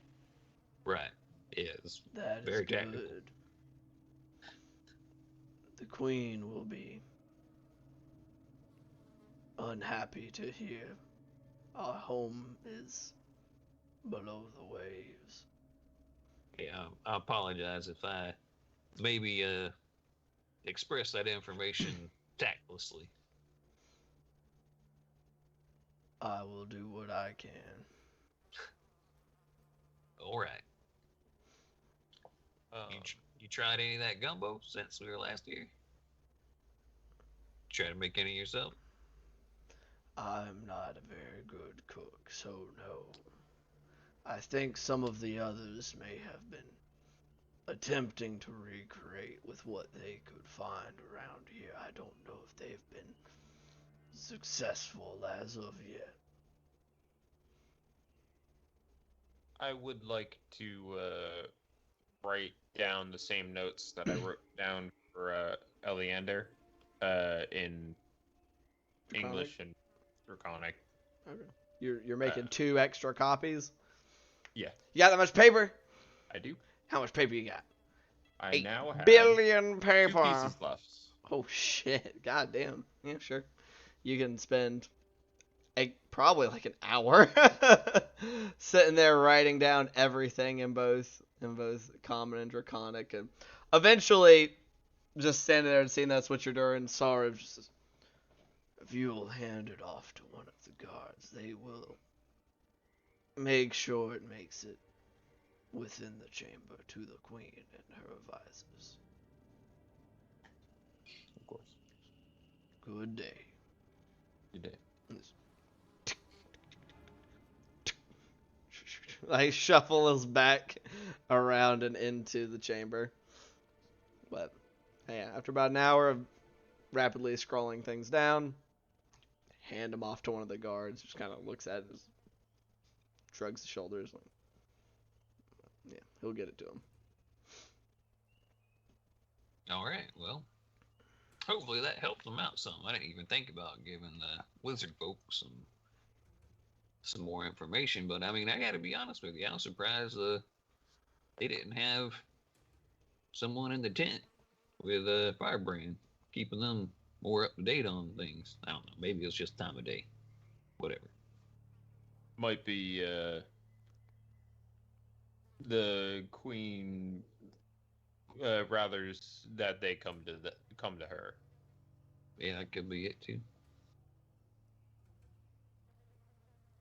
Anyway, you know, maybe she don't want too many lizard folk hanging out outside when, you know, there's a stabby man out there. Anyway, maybe we can put a stop to that tonight. I'm gonna go make some beautiful food in case I get stabbed to death. I'm gonna eat some of that food. You Julian damn right is you are. also gonna eat some of that food. So yeah, we'll head back to the boat and probably in some little patch nearby it as the day starts to mosey on, just sort of make like some food and stuff. If y'all go back by the boat, y'all don't fucking see Gloob there. You don't know where he's at. He said that's where he was going, but y'all don't fucking see him. He'll come back. He'll smell the Where's food Gloob? eventually, somewhere. Where is he? It's a I just mystery. imagined off in the distance, there's like guards going into the Saltmarsh camp, just like looking longingly, just smelling it on the wind. Probably. Doggone. Somebody's floating along with the scent trails going right to their nose. We original Looney Tunes now, okay. Oh man. This is how Bart will cast fly if he ever gets the spell. Whoever you cast fly, you just fucking yeet a piece of food in front of them, and they're like, "Woo, just gonna follow that real quick." Exactly. Frisbees, like the fucking shot put. All right, so y'all are easily enough able to settle yourselves down to have a nice meal. How nice is it, Bart? That's an 18. Only an 18? Oh, on the dice. Okay. I was about to say, that's We're about it? to have a riot. It's a 29 total. I guess that's okay. Good. Yeah. Bart cooks up a storm. He took that literally. He's like, I'm going to have something good just in case I die. Oh, God. On Cerololi. On Cerololi. That man, like, he is like flambe and shit. Like, his aggressive chef practices. Like, he's like, fire coming up. Like, oh. But Julian looks like mildly intimidated. Like, that's very aggressive. he does a little onion volcano. He's a hibachi chef all of a sudden. He starts flicking it at you with the spatula to catch it. How many shrimp can I hide in Captain's armor? Oh God, that's gonna. Oh. You gotta make a Take check that to off go with real your quick. cooking check. If we're cooking with Dex, it's gonna be a bad time for me. Nah, you also cooking with God. charisma. Oh God, what's your Christmas score? It's a +2. Oh, yeah, Same as not, not bad, not bad. Dex is +2. Oh, okay, so about the same. Oh, no. Anywho, yeah, you cook up a very fine meal, especially considering your cooking circumstances. You'll sit down Alright. and eat, and you're still asleep, Gloob. Roll for snort. No, I'm joking. But what? The natural one. He's here. Cutting logs. Wait, are you in? No, he's Are you in the any boat. kind of water? Oh, okay. I'm in the boat. He's hidden within the boat somewhere. I was mostly joking, but that is funny. But yeah, y'all still like an hour later after you're done cooking, still no sign of glue. But I mean, yeah, whatever. He'll turn up, I'm sure. So as y'all are having a very fine meal, many soldiers and guards who are along the bank just looking longingly in that direction, and you see some sadness, some flashes of jealous rage. It's a gradient. Eventually, we'll probably take whenever we're full. I'll make like a little bit of everything to put, or probably at this point, since we've been traveling together so long, I'll take what I know Gloob likes and make like a plate for him, and then carry the leftovers to one of the guards and just like, y'all know a place where I can put all this? Not sure what to do with this stuff. Oh, you just got some context. You got some spare food? Well, that's what it looks like. He was like looking down. They look at each other. I mean, our shift ends here in a little bit. We could take care of it for you. We'll get it somewhere safe. Just get it somewhere where it'll be safe with the most people, right? Mm-hmm. Yep. Julian leans over to Jakob.